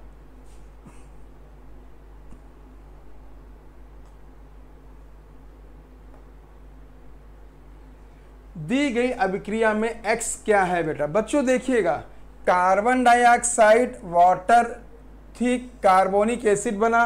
कार्बोनिक एसिड एक अस्थायी अम्ल है जो कि बच्चों बेटा हाइड्रोजन आयन और बाइकार्बोनेट आयन में टूट जाता है। ठीक है, तो ये जो है कार्बन डाइऑक्साइड के संवहन के लिए जो है ये प्रक्रिया होती है, और इसको जो कंट्रोल करने वाला जो एंजाइम है वो कार्बोनिक एनहाइड्रेज होता है। कार्बोनिक एनहाइड्रेज जो है ये लाल रक्त कणिकाओं में भी होता है, और इसके अलावा बेटा ये जो है इनके बाहर जो है प्लाज्मा उनमें भी ये पाया जाता है। ठीक है, देखिए ज़्यादा जो होता है ये आरबीसी में होता है और कम मात्रा में ये प्लाज्मा में होता है।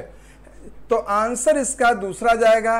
हेक्सोकाइनेज जो एंजाइम है बेटा ये ग्लाइकोलिसिस में यूज होता है। ग्लाइकोलिसिस में, जिसमें बेटा ये ग्लूकोज से एटीपी के रिएक्शन से बेटा बन जाता है। इससे बन जाता है ग्लूकोज 6 मतलब फॉस्फेट। ठीक, तो ये हेक्सोकाइनेज, इसको ग्लूकोकाइनेज भी कहते हैं बेटा, ग्लाइकोलिसिस भी। पेपकेज जो एंजाइम है बेटा ये C4 प्लांट में जो है कार्बन डाइऑक्साइड और जो है फॉस्फोइनॉल पायरुवेट जो इसका एक्सेप्टर है उसको कैटलाइज करता है। इसको हम बेटा पेप कार्बोक्सिलेज भी कहते हैं। एल्कोहल डिहाइड्रोजनेज जो है बेटा ये एल्कोहल फॉर्मेशन में हेल्प करता है, और जब ये जो है ये एसिटाल्डिहाइड को एथिल अल्कोहल में कन्वर्ट करने के लिए एंजाइम होता है। तो यहाँ पे एल्कोहल डिहाइड्रोजनेज हो जाएगा जो फर्मेंटेशन में बेटा उपयोग होता है। तो आंसर इसका दूसरा होगा। आगे गलत अनुरूपता का चयन करें। वायवीय श्वसन जो है बेटा इसमें मैग्नीशियम आयन, बच्चों मालूम है मैग्नीशियम आयन जो है ये हेक्सोकाइनेज एंजाइम का कोफैक्टर होता है। इसके अलावा ये पायरुवेट जो है डिहाइड्रोजनेज एंजाइम का भी कोफैक्टर होता है। ठीक, तो ये श्वसन के लिए हो गया बच्चों। दूसरा है वायवीय श्वसन में NADH2 बनता है। बिल्कुल सही बच्चों, यहाँ पे NADH2 का जो निर्माण होता है बेटा वायवीय श्वसन में ये ग्लाइकोलिसिस में होता है। ग्लाइकोलिसिस में बच्चों, इसके अलावा जो है इस जो वहाँ पे लिंक रिएक्शन है उसमें ही बनता है, जिसमें एसिटिल कोएंजाइम लिंक अभिक्रिया में भी बनता है, ये अभिक्रिया में भी बनता है। इनके अलावा बेटा ये जो है जो क्रेब्स चक्र में भी बनते हैं, क्रेब्स चक्र में भी इनका निर्माण होता है। ठीक, अगला बेटा है वायवीय श्वसन में NADPH। बेटा NADPH जो है ये प्रकाश संश्लेषण में, प्रकाश संश्लेषण में बेटा जो है नॉन साइक्लिक फास्फोराइलेशन में करता है। बेटा जो है नॉन साइक्लिक फोटोफास्फोराइलेशन में ये बनता है। ठीक, अवायवीय श्वसन में ATP की जरूरत पड़ती बेटा, आपको मालूम है। अवायवीय श्वसन में जो टोटल जो है नेट गेन जो होता है वो 2 ATP का होता है। तो इस जगह बेटा आंसर जो जाएगा तीसरा जाएगा। ठीक, देखिएगा ये प्रकाश संश्लेषण में बनते हैं, वायवीय श्वसन में नहीं। अगला बेटा सवाल देखते हैं, पौधे में वृद्धि वक्र होता है। देखिएगा बेटा, हाँ, दिए गए चित्र के लिए सही विकल्प का चयन करें। बेटा ये देखिएगा ऑक्सीजन के साथ हीमोग्लोबिन की समतरता का प्रतिशत इधर दिखाया गया है और ऑक्सीजन का आंशिक दाब यहाँ दिखाया गया है। तो ये जो है ऑक्सीजन जो है ऑक्सीजन वियोजन वक्र को दिखाया गया है बेटा। ठीक, और ऑक्सीजन वियोजन वक्र है जिसमें बेटा ये या तो राइट साइड जाएगा या लेफ्ट साइड जाएगा। राइट साइड जाने के लिए बेटा टेम्परेचर ज़्यादा होना चाहिए, वहाँ पे CO2 ज़्यादा होना चाहिए, हाइड्रोजन आयन ज़्यादा होना चाहिए और P जो है जो PO2 है वो कम होना चाहिए। तो इस तरह से बेटा ये राइट साइड को, लेफ्ट के लिए बेटा जो हो जाएगा वहाँ पे टेम्परेचर कम होगा बेटा, तापमान कम होगा और P जो होगी CO2 कम होगी और PO2 जो है वो ज़्यादा होगी बेटा और हाइड्रोजन आयन जो होंगे कम होंगे। तो जिसके कारण बेटा ये दाहिनी और बाईं ओर ये शिफ्ट करते हैं। ये फैक्टर्स हैं जिनके कारण ये प्रक्रिया होती है। पौधों में प्रारूपिक वृद्धि वक्र होता है। अगर बेटा देखिए जाए, पौधों में अगर हम प्रारूपिक वृद्धि वक्र की बात करते हैं तो बेटा सीढ़ीनुमा नहीं होता, परवलयाकार नहीं होता, बेटा सिग्मोइड होता है। ठीक है बच्चों, सिग्मोइड वक्र में आप जानते हो बेटा अगर देखा जाए तो ये S के आकार का ही होता है, जिसमें पहला वाला भाग लैग कहलाता है, लैग, जिसमें ग्रोथ जो है थोड़ा धीमी होती है, और दूसरा जो होता है एक्सपोनेंशियल या घातांकी कहलाता है। एक्सपोनेंशियल को बेटा हम घातांकी कहते हैं, यहाँ बहुत तीव्र होता है, घातांकी ग्रोथ होती है। और तीसरे नंबर पे जो हो जाता है अप्रगामी होता है या स्टेशनरी अप्रगामी। तो 3 अवस्थाएं होती हैं बेटा, लैग जिसमें धीमी वृद्धि होती है, जो घातांकी जिसमें बड़ी तीव्र वृद्धि होती है, और जो तीसरा होता है प्रगामी जो बेटा उस वहाँ पे न्यूट्रिएंट की लिमिटेड मात्रा कारण जो है ये एक प्रकार से स्टेशनरी आता है। तो 3 अवस्थाएं हुई और ये चीज़ जो हो गई बेटा ये सिग्मोइड वक्र के लिए बात बिल्कुल सही है। सिग्मोइड वक्र बेटा जो होता है अभी आपने पढ़ा ऑक्सीजन डिसोसिएशन का होता है, अगर लिमिटेड रिसोर्स है तो ह्यूमन पॉपुलेशन का भी होता है। ठीक है, और इसके अलावा प्लांट ग्रोथ के लिए भी होता है। तो 3 बातें यहाँ पे हो गई, 3 वक्र की बात हो गई है। ग्लाइकोलिसिस और क्रेब्स चक्र के लिए सही कथन का चयन करें। देखिएगा ग्लाइकोलिसिस और क्रेब्स चक्र के लिए अगर हम बात करते हैं बेटा देखेंगे तो ये दोनों ही वायवीय श्वसन की एक प्रक्रिया है, बिल्कुल सही बात है। सही कथन ही हम लोग देखना है। दूसरा, दोनों में 6 कार्बन रखने वाले यौगिक सम्मिलित होते हैं, बड़ा सही है। ग्लाइकोलिसिस में बेटा ग्लूकोज होता है, ग्लूकोज 6 फॉस्फेट होता है, फ्रक्टोज होता है, फ्रक्टोज 6 फॉस्फेट और फ्रक्टोज 1,6 बिस्वा, ये सभी 6 कार्बन वाले हो गए। और बेटा क्रेब्स चक्र में सिट्रिक एसिड है, सिसेकोनिटिक एसिड है, आइसोसिट्रिक एसिड है, ऑक्सैलोसक्सिनिक एसिड है, ये सभी 6 कार्बन वाले यौगिक। तो ये बात भी सही है, दोनों में क्रियादर से फास्फोराइलेशन घटित होता है।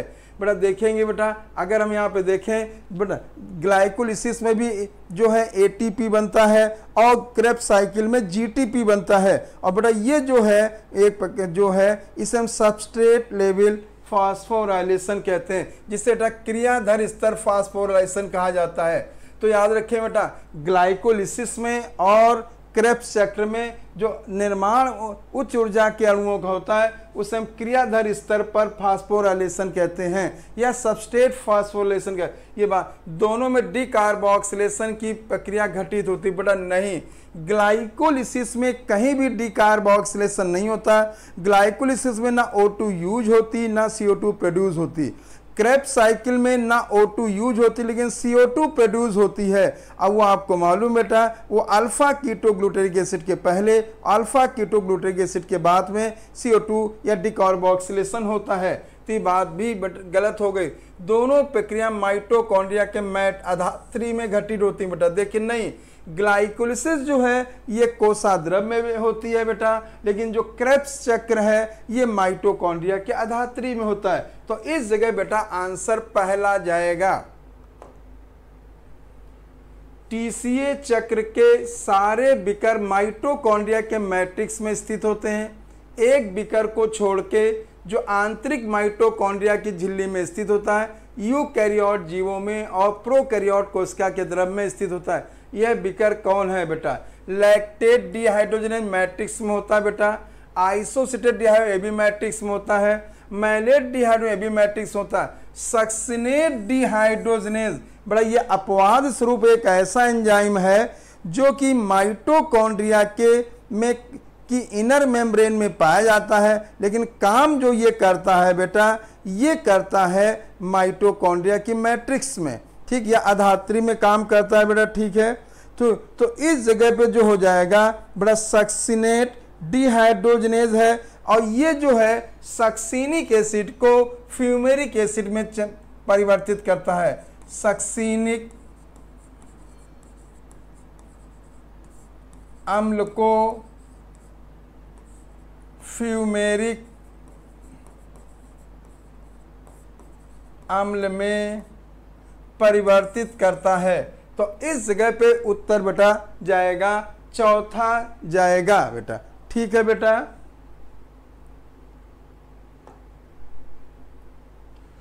पौधे की सभी कोशिकाएं, ठीक देख, पौधे की सभी कोशिकाएं युग्मज की संतति या वंशज होती हैं, ठीक है। और परिवर्तन दो प्रक्रियाओं का योग है, वृद्धि और विभेदन, बिल्कुल सही बात है बेटा। देखिए कोई भी जो है जितनी पौधे की कोशिकाएं होती हैं, खासकर वो पौधे जिनमें लैंगिक जनन हुआ है, तो लैंगिक जनन के द्वारा उत्पन्न हुई बेटा उसकी सभी कोशिकाएं जो होंगी वो युग्मनज या जाइगोट के माइटोटिक या जो होंगे माइटोटिक डिवीजन के कारण होंगे। परिवर्तन दो प्रक्रियाओं का योग है, वृद्धि और विभेदन, ये बात बिल्कुल भी सही है। तो इस जगह पे आंसर जो है वो चौथा जाएगा, क्योंकि दोनों ही बातें बेटा सही आ रही हैं, ठीक है बच्चों। साइटोकाइनिन शिखाग्र प्रधानता से छुटकारा दिलाता है, ठीक बच्चों। ये पोषकों के संचारण को बढ़ावा देते हैं, जिससे पत्तियों की जरावस्था को देरी करने में मदद मिलती है। यह पत्तियों में हरित लवक के निर्माण में मदद करता है, बिल्कुल सही है बेटा। देखिए साइटोकाइनिन जो है एंटी एजिंग की तरह भी काम करता है प्लांट के लिए। तो इस जगह पे जो है बेटा जो तीनों जो बातें सही हैं, तो आंसर चौथा जाएगा। साइटोकाइनिन जो है ये बेटा लैटरल ब्रांचेस या लैटरल बट को प्रमोट करता है, एपिकल बट जो है वो प्रमोट करता है ऑक्सिन, इसलिए यहाँ पे बेटा ये शिखाग्र प्रधान से छुटकारा दिलाता है। पोषकों के संचारण भी बढ़ाता है, जिससे पत्तियों में जरावस्था या एजिंग की देरी होती है, तो ये एंटी एजिंग की तरह काम किया। और हरित लवक का भी निर्माण करता है। ठीक है बच्चों। नेक्स्ट बच्चों, एथाइलिन बीज तथा कलिका प्रसूति को तोड़ती है, मूंगफली के बीज में अंकुरण को शुरू करती है, आलू के कंदों को अंकुरित करती। बिल्कुल ये कथन सही है। एथाइलिन अनानास को फूलने, फल और समकालिता में सहायता करता है। अगर आप देखें तो ये बात भी सही है। एथाइलिन जो बेटा जो फलों के पकने के लिए मुख्य हार्मोन होता है और एग्रीकल्चर में सबसे अधिक जो है उपयोग होने वाले हार्मोनों में एक है। तो इस जगह बेटा आंसर चौथा जाएगा। दोनों ही बातें बिल्कुल सही हैं। ऑक्सिन पुष्पन को बढ़ावा देती है, जैसे अनानास, बिल्कुल सही है। ऑक्सिन अनिषेचक फलन को प्रेरित करता है, जैसे टमाटर। मतलब बिना फर्टिलाइजेशन के बेटा अगर फ्रूट का निर्माण हो जाता है उसे हम बेटा अनिषेचक फलन कहा जाता है। ठीक है बच्चों। और ऑक्सिन जाइलम में विभेदन को नियंत्रित और कोशिका विभाजन में मदद करता है। ये बात भी सही है। तो यहाँ पे आप देख रहे हो बेटा कि ऑक्सिन के जो हैं वो तीनों बातें सही हैं। तो आंसर यहाँ पे बेटा चौथा जाएगा।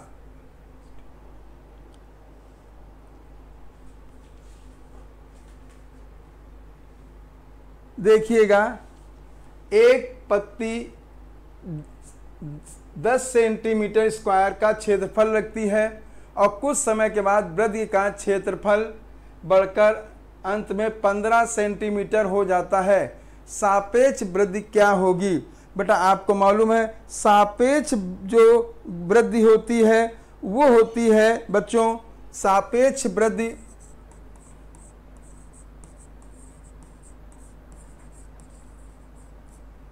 जो होगी बेटा वो होती है बच्चों टी समय पर वृद्धि जो हुई है। टी समय पे मान लीजिए मैंने उसको ए टी मान लिया बच्चों, ठीक है। और जो इनिशियल जो वृद्धि है उस पे उसका जो सरफेस एरिया है और इनिशियल जो सरफेस एरिया है उसको हम देखते हैं बच्चों। तो यहाँ पे पहले जो वृद्धि है बेटा वो है बेटा देखिए 15 सेंटीमीटर, पहली है 10 सेंटीमीटर स्क्वायर, फिर बेटा इनिशियल है 10, तो ये बेटा आएगा 5/10। ठीक, तो ये आएगा बच्चों अगर इसको हम देखेंगे बच्चों तो 0.5 आएगा। और इसको अगर हम अगर परसेंटेज निकालेंगे 100 से मल्टीप्लाई करेंगे तो ये लगभग जो आएगा लगभग वो 50% आएगा बच्चों। देखिएगा सापेक्ष वृद्धि जो होती है टी समय पे उसका सरफेस एरिया, ठीक, जो आया वो आ रहा 15 सेंटीमीटर और जो इनिशियल सरफेस एरिया है वो जो आ रहा है 10 सेंटीमीटर। इसको सापेक्ष वृद्धि के लिए जो है इसमें से जो AT - A1/A0 होगा, तो इसको अगर हम करेंगे तो आएगा 5/10। 5/10 को अगर हम करेंगे तो ये 0.5 आएगा अगर इससे हम डिवाइड करेंगे। और इसको अगर परसेंटेज में निकाल लेंगे तो बेटा ये लगभग 50% आ जाएगा बेटा। तो आंसर बेटा इसका जाएगा सेकेंड, 162 आंसर सेकेंड होगा बेटा। मूल शिखाग्र विभज्योतक तथा प्ररोह शिखाग्र विभज्योतक से आने वाली कोशिकाएं और कैम्बियम विभेदित होती हैं, विशिष्ट क्रियाकलाप को संपन्न करने के लिए परिपक्व होती हैं। यह परिपक्वता की ओर अग्रसर होने वाली कार्रवाई कहलाती है। बेटा देखिएगा इसे बेटा हम बेटा कहते हैं विभेदन या डिफ्रेंसिएशन। जो विभेदन या डिफ्रेंसिएशन जो होता है इसमें सेल में मुख्य रूप से दो चीजों में होता है। एक तो कोसा भित्ति में परिवर्तन, कोसा भित्ति में परिवर्तन, और दूसरा बेटा होता है जीव द्रव्य में परिवर्तन, जीव द्रव्य में परिवर्तन। तो ये चीजें बेटा आती हैं विभेदन के अंतर्गत बेटा, ठीक है। अगर हम यहाँ पे बेटा इसे देखते हैं बेटा, सिर छेदन, जब बेटा सूट अपेक्स को हटा देते हैं उसे सिर छेदन कहते हैं। और इसके बाद बेटा देखिएगा विभेदन के बाद जब विभेदित हो इनमें फिर दोबारा विभाजन की क्षमता आ जाती है, तो इसे हम बेटा निर्विभेदन कहते हैं। और इसके बाद फिर इनमें से जो परमानेंट कोशिकाएं बन जाती हैं उन्हें पुनर्विभेदन कहते हैं। तो ये चीज बेटा हुई विभेदन, निर्विभेदन और पुनर्विभेदन।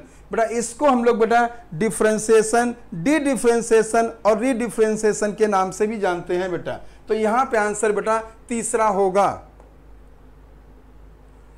एब्सेसिक अम्ल के लिए गलत कथन का चयन करें। यह एक सामान्य पादप वृद्धि तथा पादप उपापचय के विरोधक का काम करता है। ठीक। एबीए बीज के अंकुरण को रोकता है, सही है बच्चों। अब देखिएगा, एबीए बीज को जल शुष्कन तथा वृद्धि के लिए अन्य प्रतिकूल परिस्थिति से बचाव देता है। ठीक। बहुत सारी परिस्थितियों में एबीए एथाइलिन के एक विरोधक की भूमिका निभाता है। बेटा अगर आप देखो बेटा इस जगह, तो बहुत सारी नहीं बेटा, कुछ परिस्थितियों में ही करता है, बहुत सारी परिस्थितियों में ये जिबरलिक एसिड का विरोधक होता है। ये एथाइलिन का ना होके जिबरलिक एसिड का होता है।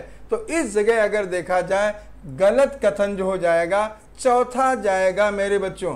ठीक है बच्चों, दिए गए चित्र के लिए सही विकल्प चुनिए। जो देखिए बेटा, जब सेल में सूत्री विभाजन हुआ तो उसमें एक तरफ पाई गई विभाजित होने वाली सेल, विभाजित होने वाली कोशिका, और ये जो हो गई बेटा, जो इनमें जो है विभाजन की क्षमता नहीं, ये जो है विभेदित और परिपक्व कोशिकाएं होती हैं। जो ये कोशिका जो है ये विभेदित और परिपक्व कोशिकाएं होती हैं।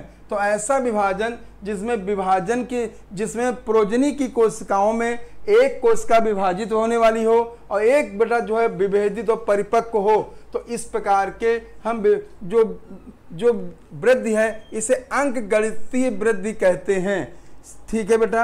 और जिनमें दोनों ही कोशिकाओं में बेटा, जैसे इस सेल है इसमें डिवीजन को विभाजन क्षमता है, फिर इसमें दोनों में विभाजन की क्षमता है, इससे बेटा हम बेटा ज्यामितीय वृद्धि कहते हैं। और जो दूसरा है प्लास्टिसिटी जो होता है बेटा, ये वातावरण और जीवन चक्र के आधार पे जो प्लांट की संरचनाओं में परिवर्तन होता है उसे हम प्लास्टिसिटी कहते हैं। और इसका उदाहरण बेटा जो होता है वो विषम पर्णता होता है, जिनमें दो तरह की संरचनाओं वाली पत्तियां बनती हैं, तो इसे हम बेटा विषम पर्णता कहते हैं। तो इस जगह बेटा आंसर जो जाएगा वो पहला आंसर जाएगा।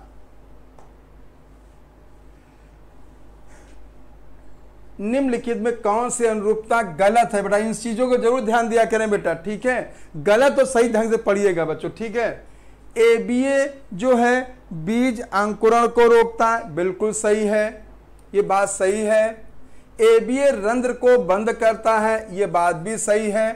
ठीक है, साइटोकाइनिन तनाव हार्मोन, साइटोकाइनिन तनाव हार्मोन नहीं है बेटा, एबीए तनाव हार्मोन है बेटा, या स्ट्रेस हार्मोन होता है। तो यहां पे बेटा जो हो जाएगा एबीए होगा। ये बात गलत निकली, तीसरी नंबर वाली बात जो है गलत है बच्चों। ठीक है, एथाइलिन जो है ये आलू के जो कंदों का है उनमें अंकुरण करते हैं, ये बात भी सही है। तो इस जगह बेटा आंसर तीसरा जाएगा। निम्नलिखित स्तंभों को सुमेलित करें। बेटा देखिएगा, अगर यहाँ पे हम सुमेलित करते हैं बेटा तो देखें बच्चों, अगर देखें सबसे पहले एडेनिन जो है ये काइनेटिन डेरिवेटिव होता है, टर्पीन जो है इससे जिबरलिक एसिड हो जाएगा, गैसियस हार्मोन एथाइलिन हो जाएगा, और कैरोटीनॉइड जो है बेटा ये एब्सिसिक एसिड हो जाएगा। तो इस जगह पे अगर हम देखते हैं बेटा थर्ड से देखा तो आंसर बच्चों तीसरा जाएगा। सॉरी बेटा, आंसर चौथा जाएगा। ठीक है, आंसर चौथा जाएगा बच्चों यहाँ पे। ठीक है बच्चों, तीसरे से शुरू होगा। ठीक है, आंसर तीसरा मैंने नहीं बोला, चौथा बोला बच्चों, ध्यान रखिएगा। ठीक है, तीसरा वो है मैचिंग आ रहा था। नेक्स्ट बच्चों, पादप वृद्धि अनूठे ढंग से होती है क्योंकि पौधे जीवन भर असीमित वृद्धि की क्षमता को अर्जित किए होते हैं। ठीक है बेटा, ये बात सही है बेटा। जो जीवन भर जो ये इनमें विभाजन की जो क्षमता पाई जाती है बेटा, ये जो है विशेष प्रकार का एक टिश्यू होता है जिसे हम विभज्योतक या मेरिस्टेम टिश्यू कहते हैं। ठीक है, वृद्धि की अवधि को मुख्यतः 3 चरणों में बांटा गया है: विभज्योतकी, दीर्घीकरण और परिपक्वता। ये बात भी सही है, तो इस जगह पे आंसर चौथा जाएगा। देखिएगा, जब तक सेल बेटा डिवाइड होके बढ़ती रहेंगी तो ये विभज्योतकी हो जाएगा। और दीर्घीकरण में बेटा वैक्यूल का फॉर्मेशन होता है और कुछ सेल वॉल में परिवर्तन होता है। ठीक है, तो ये जो है दीर्घीकरण हो जाएगा। और जब सेल बेटा उसमें और थिकनेस सेल वॉल में हो जाएगी और इसका कोई विशेष प्रकार के कार्य में विभेदित हो जाएगी तो उसे हम बेटा परिपक्वता कहते हैं। तो इस जगह पे जो आंसर बेटा जाएगा चौथा जाएगा। निम्नलिखित में से कौन सी अनुरूपता सही है? एथाइलिन आम में पुष्पन को प्रेरित करता है। ठीक है बच्चों, एथाइलिन कुकुम्बरों में मादा पुष्पों को बढ़ाता है, ये बात भी सही है बेटा। ठीक है, नेक्स्ट बेटा आगे देखेंगे बच्चों। एथाइलिन मूल रोम को, जब मूल रोम में को बनाएगा तो बेटा ये जो है रूट हेयर मूल रोम जितने ज़्यादा होंगे उतना ज़्यादा पानी और शोषण की क्षमता जो है एरिया को या क्षेत्रफल को बढ़ाता है। तो इस जगह पे देखा जाए यहाँ पे एथाइलिन की तीनों बातें सही हैं, तो आंसर बेटा चला जाएगा सभी। ठीक है बच्चों, अगला सवाल, श्वसनीय पथ को एम्फीबोलिक पथ कहना उचित होगा ना कि अपचयी पथ। ठीक है बेटा, श्वसनीय पथ उपचयी और अपचयी दोनों भाग लेते हैं। अगर आप यहाँ पे देखें बेटा, देखिए जिसमें कॉम्प्लेक्स अणु बने, ठीक, तो उसे एनाबोलिक कहेंगे और सरल अणु बने तो उसे कैटाबोलिक कहेंगे। तो इसी को बेटा श्वसनीय पथ में हम लोग बेटा एम्फीबोलिक पथ कहते हैं। ठीक है, जैसे बेटा आप देखिए, अगर हम क्रेब्स चक्र की बात करते हैं तो क्रेब्स चक्र में अगर यहाँ पे देखिए एस्टाइल कोएंजाइम है और जो है और ऑक्सैलोएसिटिक एसिड है, उससे कॉम्प्लेक्स सिट्रिक एसिड बना, तो ये प्रकार का एनाबोलिक हो गया। और अगर हम कहते हैं बेटा alpha ketoglutaric acid succinyl coenzyme बना, ठीक, तो यहाँ पे देखिए 5 कार्बन से 4 कार्बन, तो ये कैटाबोलिक हो गया। तो इस प्रक्रिया को बेटा हम एम्फीबोलिक कहेंगे।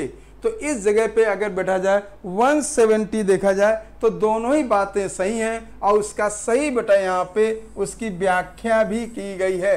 आंसर 170 का 4 जाएगा। पौधे में पीजीआर सदैव विरोधक की तरह कार्य करते हैं।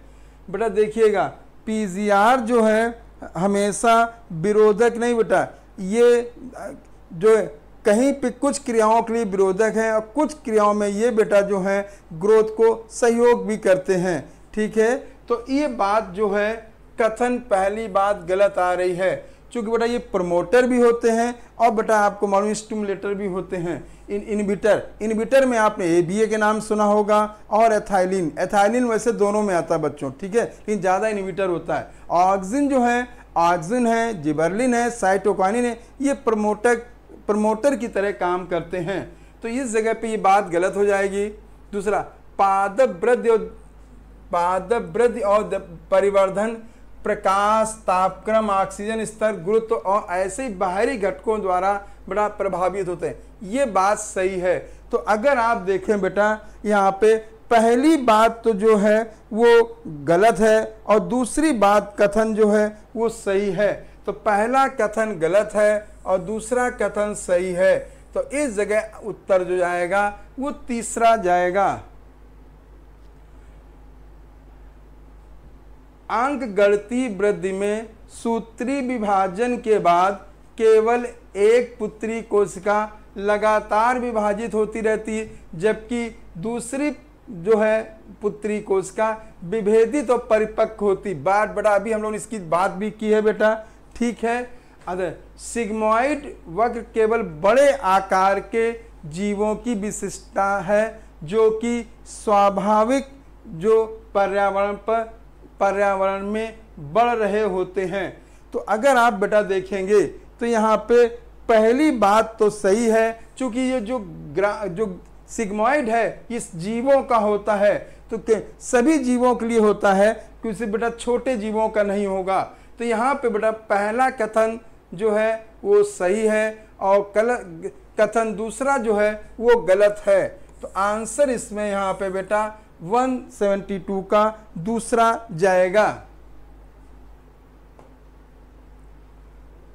कितने पूर्ण रूप श्वसन संबंधी आयतन और क्षमताओं के लिए सही है? बेटा देखिएगा यहाँ पे पहला IRV है। IRV जो होता है इंस्पेक्टिव रेजिडुअल वॉल्यूम नहीं होता है, इंस्पेक्टिव रिजर्व वॉल्यूम होता है बच्चों, ठीक है। तो ये बात गलत हो गई। एक्सपायरेटरी रिजर्व वॉल्यूम, ये भी बात गलत हो गई। IC जो है इंस्पिरेटरी कैपेसिटी, ये बात सही है, ठीक है। और TLC बेटा टेम्परेरी नहीं होता है बेटा, ये टोटल होता है, टोटल लंग कैपेसिटी होगा। और जो बेटा इंस्पिरेटरी कैपेसिटी जो होता है ये जो है टाइडल वॉल्यूम प्लस IRV होता है, IRV, ठीक। इन दोनों को मिला के बेटा हम इंस्पिरेटरी कैपेसिटी कहते हैं, ठीक है बच्चों। तो इस जगह पे जो है अगर देखें सही है, तो अगर देखिए इंस्पेक्टिव रेजिडुअल गलत हो गया, एक्सपेक्ट रेजिडुअल गलत हुआ, IC ठीक है इंस्पेक्टिव कैपेसिटी से, तो इस जगह पे एक ही कथन यहाँ पे सही आ रहा है। तो आंसर यहाँ पे तीसरा जाएगा, ठीक है, एक कथन सही है। अधिकांश उच्च पादपों में वृद्धि करती अग्रस्त कलिका कक्षस्थ कलिका की वृद्धि को रोकती है।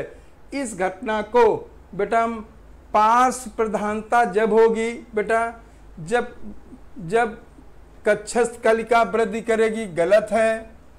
अनिषेचक फलन जो होता है, बिना फर्टिलाइजेशन के फल बनने के अनिषेचक फलन कहते हैं, ठीक है। जैसे नेचुरल रूप से प्राकृतिक रूप से बनाना है, और इसके लिए बेटा अगर आप हार्मोनल में देखेंगे तो ऑक्सिन हार्मोन इंड्यूस करता है टोमेटो या टमाटर में। यहाँ पे बेटा होगा शिखाग्र प्रधानता, उच्च पादपों की वृद्धि करती, अग्रस्त कलिका कक्षस्थ कलिकाओं को रोकती है। तो अग्रस्त बढ़ी तो शिखाग्र प्रधानता होगी, ठीक है बच्चों। तो इस जगह पे जो आंसर होगा तीसरा जाएगा। मतलब बच्चों अगर ये ग्रोथ करे और इसके कारण इनकी ग्रोथ, ये ग्रोथ करे और ये जो पास वाली ग्रोथ ना कर पाए, तो इसको बेटा हम शिखाग्र प्रधानता कहते हैं। और ये जो है जो हार्मोन इसमें पार्टिसिपेट करता है वो ऑक्सिन हार्मोन होता है, और जो कक्षस्थ कलिकाओं के लिए होता है बेटा वो साइटोकाइनिन हार्मोन होता है। निम्नलिखित में कौन पादप वृद्धि नियंत्रक है जो धान के पौधे की पर्व संधि और पेट्रियोल वृद्धि में अत्यधिक बढ़ावा देता है? बेटा देखिएगा चूंकि धान की इसलिए वो पर्व संधि मतलब स्टेम की वृद्धि भी, और लीफ का जो पेट्रियोल होता है उसकी वृद्धि इसलिए करता है कि लीफ जो है पानी से बाहर आए और आसानी से प्रकाश संश्लेषण कर सके। तो इसके लिए मुख्य हार्मोन जो होता है वो एथाइलिन होता है।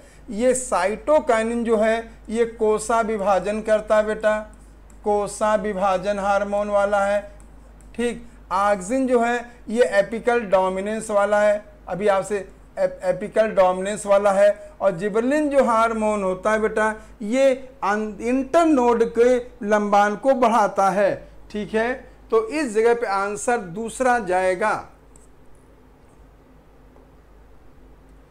निम्नलिखित में कौन सी अनुरूपता सही है? देखिएगा बच्चों अगर यहाँ पे देखें कौन सी अनुरूपता सही है, तो लंबाई में वृद्धि है बेटा। हम अगर देखेंगे तो पराग नलिका की वृद्धि को निकाल सकते हैं, क्योंकि लेंथ के आधार पे जो है पराग नलिका हो जाएगी।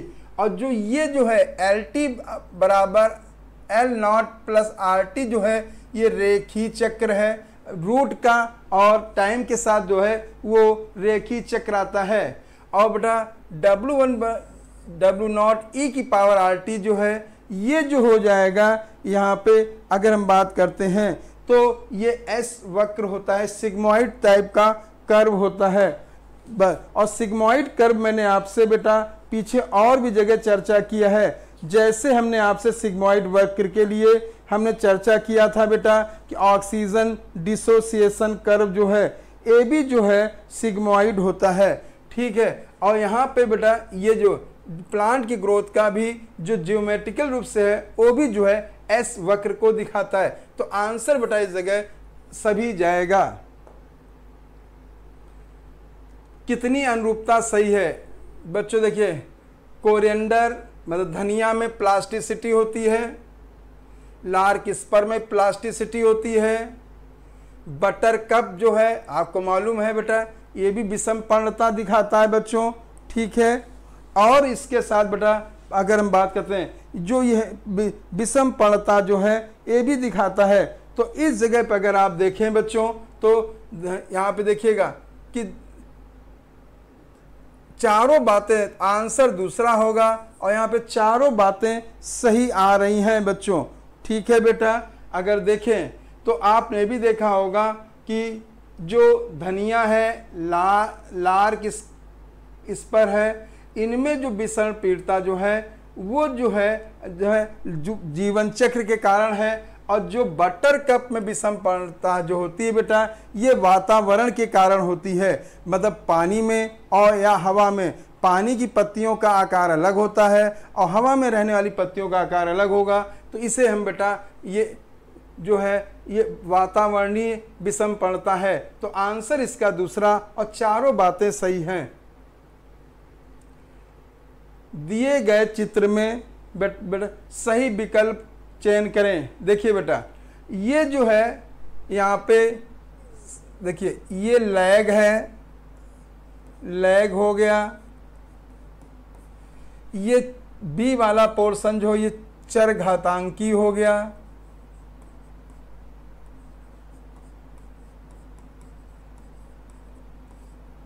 और ये बेटा अप्रगामी हो गया, ठीक बच्चों।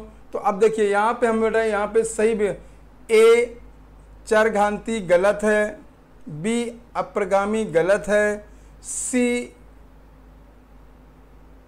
देखिएगा सी जो है यहाँ पे अगर देखा जाए सी लैग अवस्था और बी लैग अवस्था, ये लैग अवस्था दिखाया गया सी, ठीक ये सही है। और बी लैग अवस्था ये बेटा गलत है।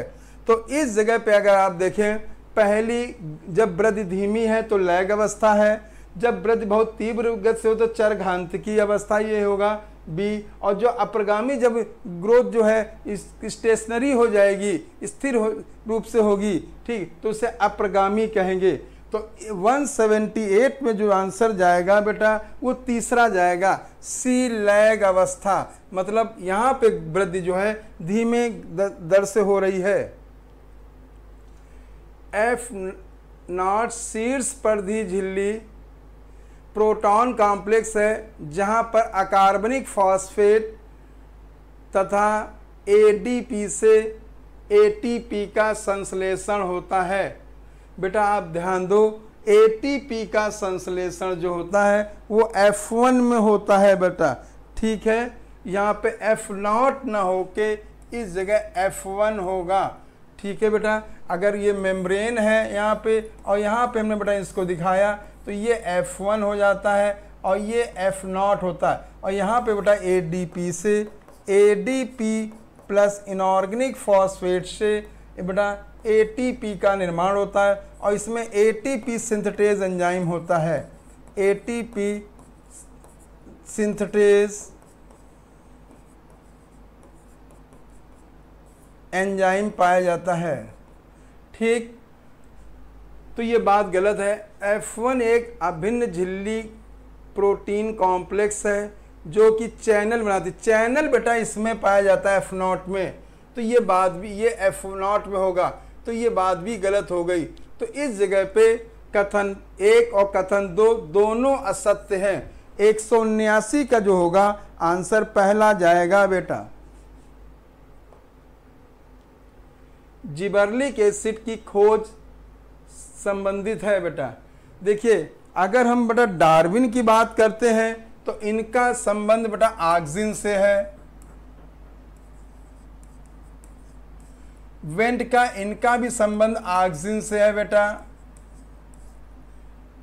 लैमार्क का संबंध बेटा जैव विकास से है। और कुरोसोवा ने का संबंध जो है जिबर्लिक अम्ल से है।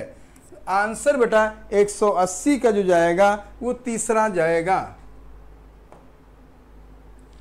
प्राकृतिक साइटोकाइनिन संश्लेषित होता है शिखर पे भी बेटा, मूल शिखर पे भी होता है, विकसित हो रहे सूट कलिका में भी होता है, और नए बने हुए फल में भी होता है। ठीक है, तो जितनी भी नई जगह है जहाँ पे बेटा सेल कोशिका का विभाजन है, नई सेल बने, नया संरचनाएं बने, उन सभी जगह पे बेटा साइटोकाइनिन हार्मोन की जो है सांद्रता ज़्यादा होती है। तो इस जगह पे आंसर 181 का आंसर चौथा जाएगा बेटा। ठीक है बेटा,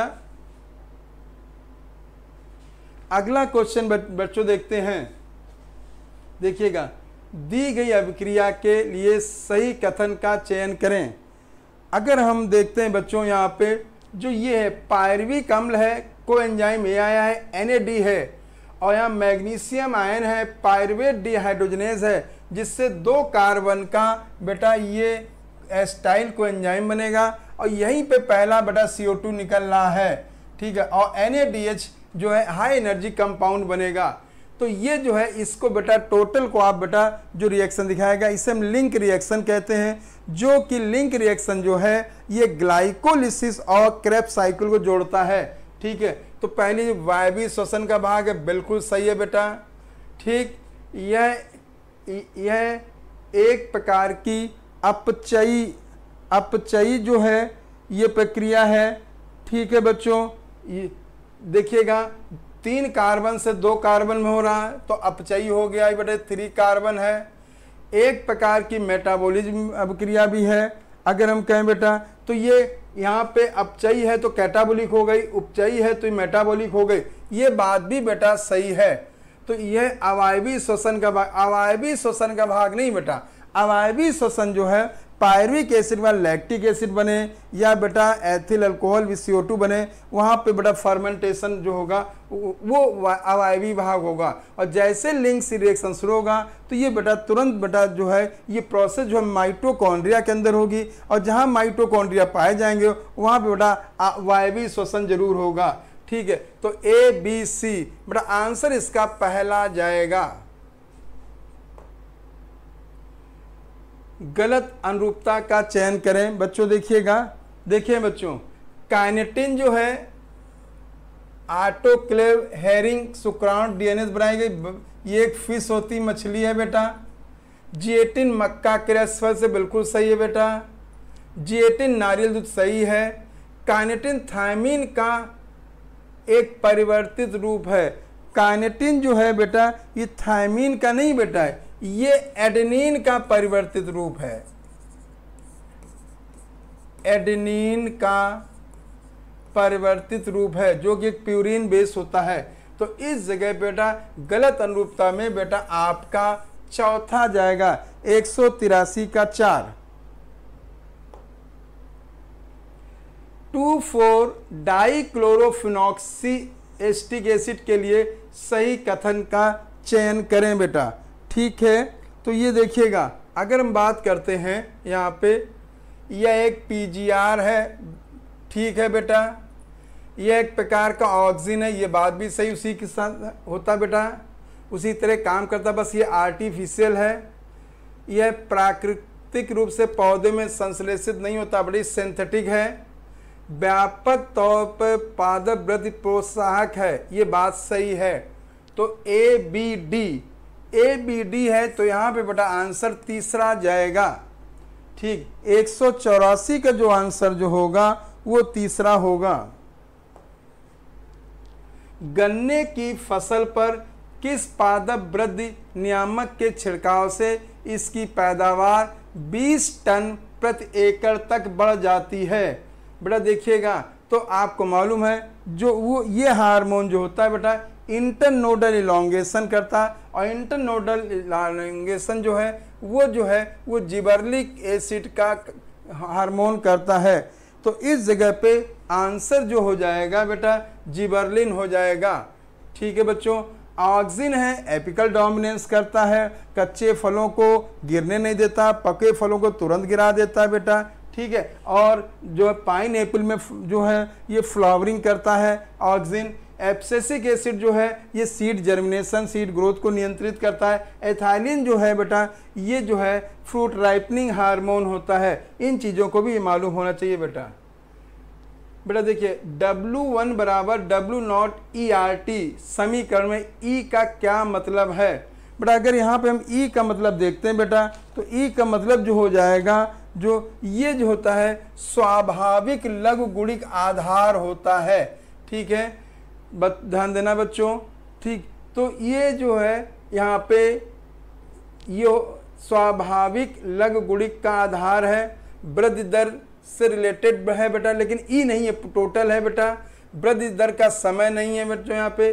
ठीक है, और पौधे में पानी की मात्रा ये चीज़ नहीं होगा। तो यहाँ पे जो ई का मतलब है बेटा नेचुरल लॉगरिथम ई की वैल्यू हो गई। गलत अनुरूपता का चयन करें। बेटा देखिएगा, हीमोग्लोबिन एक वर्णक है, पिगमेंट है बेटा। हीमोग्लोबिन एक अगर देखा जाए मेटैलिक प्रोटीन है, पॉलीपेप्टाइड होती है। ठीक, क्वार्टनरी स्ट्रक्चर को शो करती है बेटा। 2 अल्फा 2 बीटा चैन होती हैं, ये बात भी सही है। हीमोग्लोबिन आरबीसी में उपस्थित हो, ये बात भी सही है। कार्बोनिक एनहाइड्रेस केवल आरबीसी में उपस्थित, ये बात गलत है बेटा। कार्बोनिक एनहाइड्रेस जो है आरबीसी के साथ प्लाज्मा में ही पाया जाता है, लेकिन बस इतनी बात है कि आरबीसी में इसका कंसंट्रेट या मात्रा ज़्यादा होती है, प्लाज्मा में ये सूक्ष्म मात्रा कम मात्रा में होगा। तो इस जगह 187 में अगर हम कहें गलत अनुरूपता जो होगी वो चौथा होगा।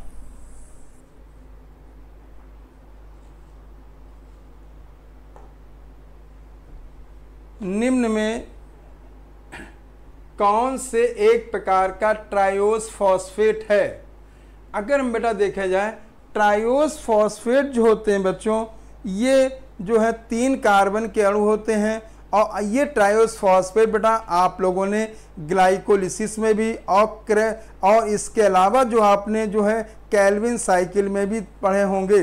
देखिएगा, क्रेब्स साइकिल में जब फ्रक्टोज 1,6-बिस फॉस्फेट एल्डोलेज एंजाइम के द्वारा ब्रेक होता है तो 2 ट्रायोस फॉस्फेट बनते हैं, जो कि एक फंक्शनल आइसोमर होते हैं। एक बड़ा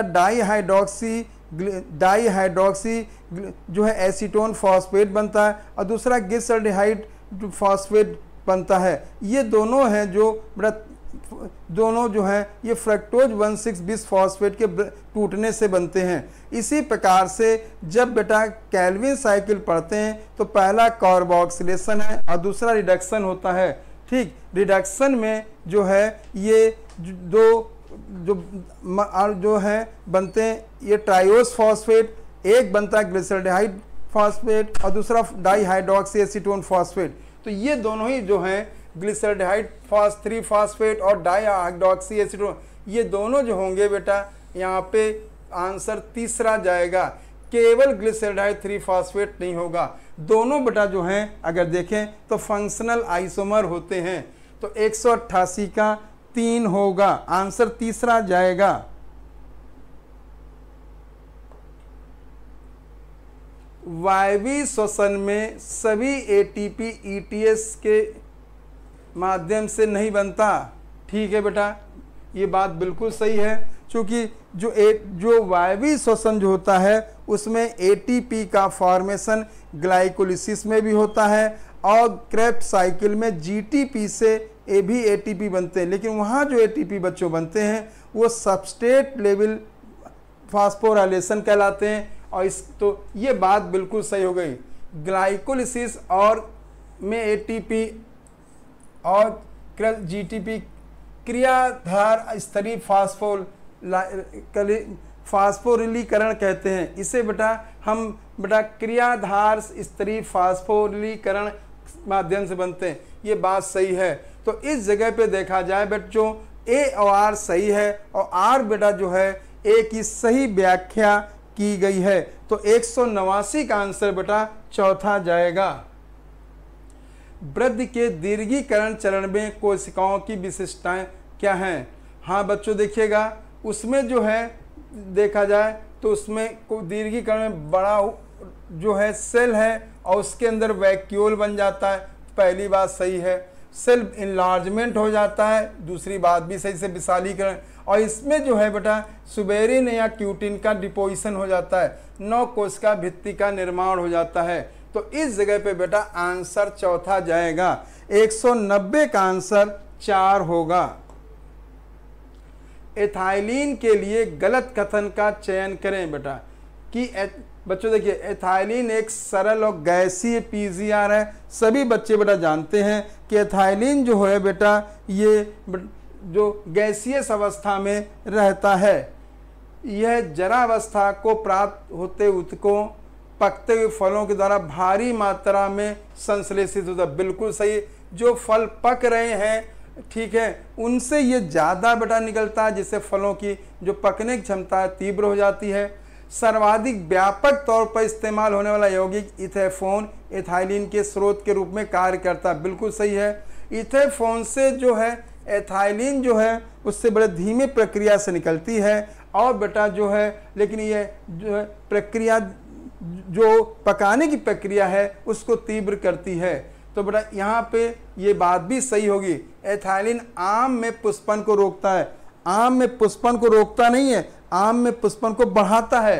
तो ये बात जो है गलत बात होगी। चौथी बात गलत है बच्चों। 191 का बेटा जो होगा 4 आंसर जाएगा। 191 का जो होगा आंसर 4 होगा बच्चों। ठीक है बेटा। पादप वृद्धि एवं परिवर्धन बाह्य एवं आंतरिक कारकों दोनों द्वारा नियंत्रित होता है। बिल्कुल सही बेटा। अगर हम देखते हैं बेटा इस जगह पे तो वहाँ पे बाह्य कारक भी होते हैं और आंतरिक कारक भी होते हैं। अंतरकोशीय आंतरिक कारक रासायनिक तत्व होते हैं जिन्हें पादप वृद्धि कहा जाता है। अगर हम यहाँ पे बात करें ये बात भी सही है, रासायनिक हैं। जैसे बेटा आपको मालूम पीजीआर हैं और भी होते हैं बच्चों, केमिकल्स होते हैं। ठीक है। तो एक यहाँ पे कथन पहला भी सही है और कथन दूसरा भी सही है। तो 192 का जो आंसर जो जाएगा यहाँ पे चौथा जाएगा। आंतरिक में बेटा और देखा जाए तो जीन भी होते हैं बेटा। जीन आप जानते हो डीएनए वो भी एक केमिकल ही है। निम्नलिखित में से कौन से यौगिक का पायरुविक से निर्माण होता है? बच्चों अगर देखें तो पायरुविक अम्ल से अगर देखें यहाँ पे बच्चों तो लैक्टिक एसिड का निर्माण होता है। ठीक, लैक्टिक एसिड फर्मेंटेशन के द्वारा। अगर बेटा एल्कोहल का निर्माण है तो एल्कोहल फर्मेंटेशन के द्वारा। और एस्टाइल कोएंजाइम का निर्माण है तो ऑक्सीडेटिव डिकार्बोक्सिलेशन के द्वारा। ये जो होगा बेटा ऑक्सीकरण ऑक्सीकरण और CO2 निकालेगा जिसे हम ऑक्सीकरण डिकार्बोक्सिलेशन कहते हैं। तो इस जगह पे बेटा चौथा आंसर जाएगा। ठीक है बच्चों। लैक्टिक एसिड एथेनॉल, जो एथेनॉल का जो बनते बेटा पहले जो है बच्चों आपको मालूम है पायरुविक एसिड से जो बनेगा एसेटल्डिहाइड बनेगा। तो पायरुविक एसिड डिकार्बोक्सिलेज होगा और इसके बाद बेटा एसेटल्डिहाइड से फिर बेटा बनेगा एथिल अल्कोहल, जहाँ पे बेटा जो होगा वो अल्कोहल डिहाइड्रोजनेज होगा। तो यहाँ पे बेटा इस जगह आंसर चौथा जाएगा। बढ़ते कार्बन रखने वाले यौगिक के बढ़ते हुए क्रम में लिखना है बेटा। देखिएगा पायरुविक अम्ल की बात की जाए तो पायरुविक अम्ल 3 कार्बन होते हैं बेटा। ठीक, फ्यूमेरिक एसिड में अगर मैं बात करता हूं बच्चों तो ये 4 कार्बन का होता है, सिट्रिक एसिड में 6 कार्बन होते हैं, एस्टाइल कोएंजाइम में 2 कार्बन है, मैलिक एसिड में 4 कार्बन है, अल्फा कीटोग्लूटारिक एसिड में 5 कार्बन है। ठीक है बेटा, देखिए सक्सिनिक एसिड जो है, अगर मैं सक्सिनिक एसिड की बात करता हूं बेटा तो ये 4 कार्बन होते हैं बेटा, और ये अल्फा कीटो में 5 कार्बन हो गए। आइसोसिट्रिक एसिड में जो होता है सिट्रिक एसिड आइसो, इसमें 6 कार्बन होते हैं। तो कार्बन रखने वाले सभी यौगिक बढ़ते हुए क्रम में हैं। तो आप देखिए 3 4 6, 2 4 5, 4 5 6। अगर आप 194 में देखें तो सभी अणु जो हैं वो बढ़ते हुए क्रम में रखे गए हैं। तो इस जगह पे अगर आप गौर करें बच्चों तो चौथा आंसर होना चाहिए बेटा। ठीक है, देखिएगा यहाँ पे देख सकते हैं बेटा, तो पायरुविक एसिड में कितने कार्बन हैं बेटा, आप देखिए तो 3 कार्बन हो गए। फ्यूमेरिक एसिड में कितने, 4 कार्बन हो गए। सिट्रिक एसिड में कितने बेटा हो गए, अगर देखें तो 6 कार्बन हो गए। तो अगर आप इस जगह पे देखेंगे तो 194 के अगर आप देखें बेटा तो इस जगह पे सभी जो हैं अणु जो हैं वो बढ़ते हुए क्रम में रखे गए हैं, और इस जगह पे जो आंसर जो जाएगा चौथा आंसर जाएगा। ठीक है मेरे बच्चों, और ये देखिए अगर क्वेश्चन देखा जाए तो ग्लाइकोलिसिस से भी है और यहाँ पे क्रेब्स साइकिल से भी यहाँ पे क्वेश्चन लिया गया है बेटा। ठीक है बेटा, तो इस जगह पे आंसर आप 4 लेके चलेंगे। ये क्वेश्चन जो बच्चों ग्लाइकोलिसिस और क्रेब्स साइकिल को मिला के बनाया गया है बेटा। प्लास्टिसिटी के लिए गलत अनुरूपता का चयन करें। देखिएगा अगर हम देखें तो ये बड़ा तरुण पौधा, बिल्कुल सही बात है बच्चों। दूसरा ये कोन्ड्रिया को धनिया का है बेटा, ठीक है। दूसरा अगर ये कहें मैं पौधा, ये बात भी सही है। अगर तीसरे नंबर पर अगर आप देखें तो यहाँ पे जो ये जो दिखाया गया स्थलीय वास स्थान, जबकि बेटा स्थलीय वास स्थान नहीं होगा, यहाँ पे बेटा जो होगा जलीय वास स्थान होगा, जलीय वास स्थान। तो इस जगह पे बेटा अगर देखा जाए तो गलत अनुरूपता जो होगी ये तीसरा जाएगा। ठीक है बेटा, सही अनुरूपता का चयन करें। देखिएगा बेटा 196 जो है इसमें सही अनुरूपता का हमें बेटा चयन करना है बेटा। तो देखिएगा अगर हम देखें लैक्टिक एसिड 3 कार्बन हो गए, एथेनॉल में 2 कार्बन हो गए, फ्यूमेरिक एसिड में जो है फ्यूमेरिक एसिड में 4 कार्बन हो गए, ग्लूकोज में 6 कार्बन हो गए। तो इस जगह मेरे बच्चों आंसर अगर आप देखें चयन में तो इसमें आंसर 196 का पहला आंसर जाएगा। सही अनुरूपता का चयन करें। IBA इंडोल ब्यूटारिक एसिड प्राकृतिक ऑक्सीजन है। ये NA नैप्थलीन एस्टिक एसिड संश्लेषित ऑक्सीजन है। कजिन का रिलेशन बड़ा एथाइलिन से है। और साइटोकाइनिन जो है ये शिखाग प्रधानता से छुटकारा दिलाता है। तो इस जगह पहला का पहला, दूसरे का दूसरा, तीसरे का तीसरा और चौथे का चौथा जाएगा। 197 का आंसर जो है वो दूसरा होगा। पत्तों या फिर बेटा अनुरूपता कर देखना बेटा, पत्तों फलों की शुरुआती अवस्थाओं में गिरने से बचाते हैं। मतलब ऑक्सिन एक हार्मोन है जो कच्चे को गिरने नहीं देता और पकने को पौधे पर रुकने नहीं देता। ये स्लोगन याद कर लो बेटा। तो इस जगह पे 198 का अगर हम देखते हैं बेटा तो आंसर जो जाएगा पहले का जाएगा 2। ठीक, सेब की आकृति बनाता है। सेब की आकृति को बनाने वाला बेटा जो होता है जिबर्लिन हार्मोन है। ठीक, क्लाइमेट्रिक श्वसन जो है ये बेटा देखिएगा जब फल पकते हैं उस दौरान उनकी श्वसन क्रिया तीव्र हो जाती है, इसे क्लाइमेट्रिक कहते हैं। और ये घटना पकने में बेटा जो मुख्य हार्मोन थाइलिन है। तो इस जगह बेटा ये C1 हो जाएगा। बीज को शुष्कन से बचाते हैं बेटा, ये हो जाएगा ABA। तो अगर 198 का हम लोग बेटा देखते हैं, मिलाते हैं बेटा, तो इस जगह बेटा दूसरा आंसर जाएगा। देखिएगा वो पार्शियल प्रेशर ऑक्सीजन जिसमें 50% सैचुरेट होती बेटा, उसे हम P50 कहते हैं। और P50 बढ़ेगा तो उतना ही ज़्यादा डिसोसिएशन होगा, और कम होगा उतना ही एसोसिएशन होता है। तो ये इन्वर्सली प्रोपोर्शनल होता है। तो P50 जो है बेटा यहाँ पे अगर देखा जाएगा, ऑक्सीजन के प्रति हीमोग्लोबिन की बंधुता जो इन्वर्सली प्रोपोर्शन 1/P50 होगा। ठीक है बेटा, ये आपको याद रखना है बच्चों। ठीक, 199 का 2 आंसर जाएगा। बेटा हमारे सेशन का अंतिम क्वेश्चन बेटा आ रहा है, इसे देखते हैं। श्वास नली एक लंबी नली है जो कि मध्य उदर गुहा तक फैली होती है। ठीक, दूसरा जो बिल्कुल ठीक है, दोनों फेफड़ों के मध्य फुसफुसानी द्रव्य भरा होता है। ठीक, यहाँ पे हमें देखना है कौन सी चीज गलत है। तो अगर हम बेटा 200 में आप देखते हैं बच्चों, ठीक, तो श्वास नली एक लंबी नली बिल्कुल सही बेटा, जो कि मध्य उदर गुहा तक फैली होती है। दोनों फेफड़ों के मध्य फुसफुसानी द्रव होता है। वक्ष गुहा पृष्ठ सतह में ग्रीवा कशेरुका के द्वारा बनता है।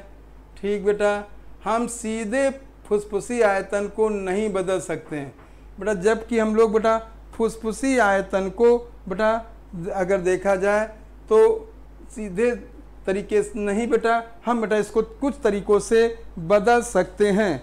अगर हम बेटा इस जगह पे देखते हैं बेटा, तो अगर आप देखें तो ये जो क्वेश्चन है यहाँ पे अगर देख तो बहुत ही अच्छा क्वेश्चन है बेटा।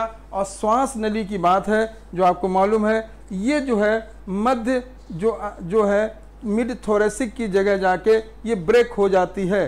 तो यहाँ पे जो है आंसर जो जाएगा ये चौथा जाएगा।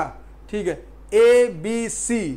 ठीक है बेटा, देखिए इसको हम सीधे नहीं बदल सकते बेटा। ठीक है, तो मध्य श्वसन नली एक लंबी नली जो कि मध्य उदर गुहा नहीं बेटा, ठीक है, उदर गुहा नहीं थोरेसिक रीजन में होता है। तो ये बात भी गलत हो गई। और दोनों फेफड़ों नहीं, फेफड़े के ऊपर जो मेम्ब्रेन होती है उसमें प्लूरल फ्लूइड होता है, बात भी ये भी बात भी असत्य हो गई। ठीक है, वक्ष गुहा पृष्ठ सतह में ग्रीवा कशेरुका के द्वारा बनता है। ठीक बेटा, देखिएगा वक्ष गुहा जो है बेटा, देखिएगा थोरेसिक कैविटी जो है डॉर्सल साइड पे वर्टिब्रल कॉलम है, वेंट्रल साइड पे स्टर्नम है, लैटरल साइड पे रिप्स होती हैं। ठीक है बच्चों, तो यहाँ पे अगर हम देखेंगे तो दूसरे जो है 200 का बेटा आंसर ABC ये जो है सत्य है, और इसको बेटा सीधे बदल नहीं सकते, बात बिल्कुल सही है। तो आंसर बेटा हो जाएगा A, B और C बिल्कुल सही है बच्चों। तो इस तरह से बेटा हम लोगों ने पूरे 200 क्वेश्चन को बेटा डिस्कस किया है। ठीक है, थोड़ा हिंदी टिपिकल आती है तो उसको धीरे धीरे कोशिश करिए। आप ही लोगों के लिए बेटा इस तरह से हिंदी के माध्यम से कोशिश की जा रही है अपनी तरह से। ठीक है बेटा, ठीक है, थैंक यू बेटा, अच्छी मेहनत करो और आगे तरक्की करो बेटा।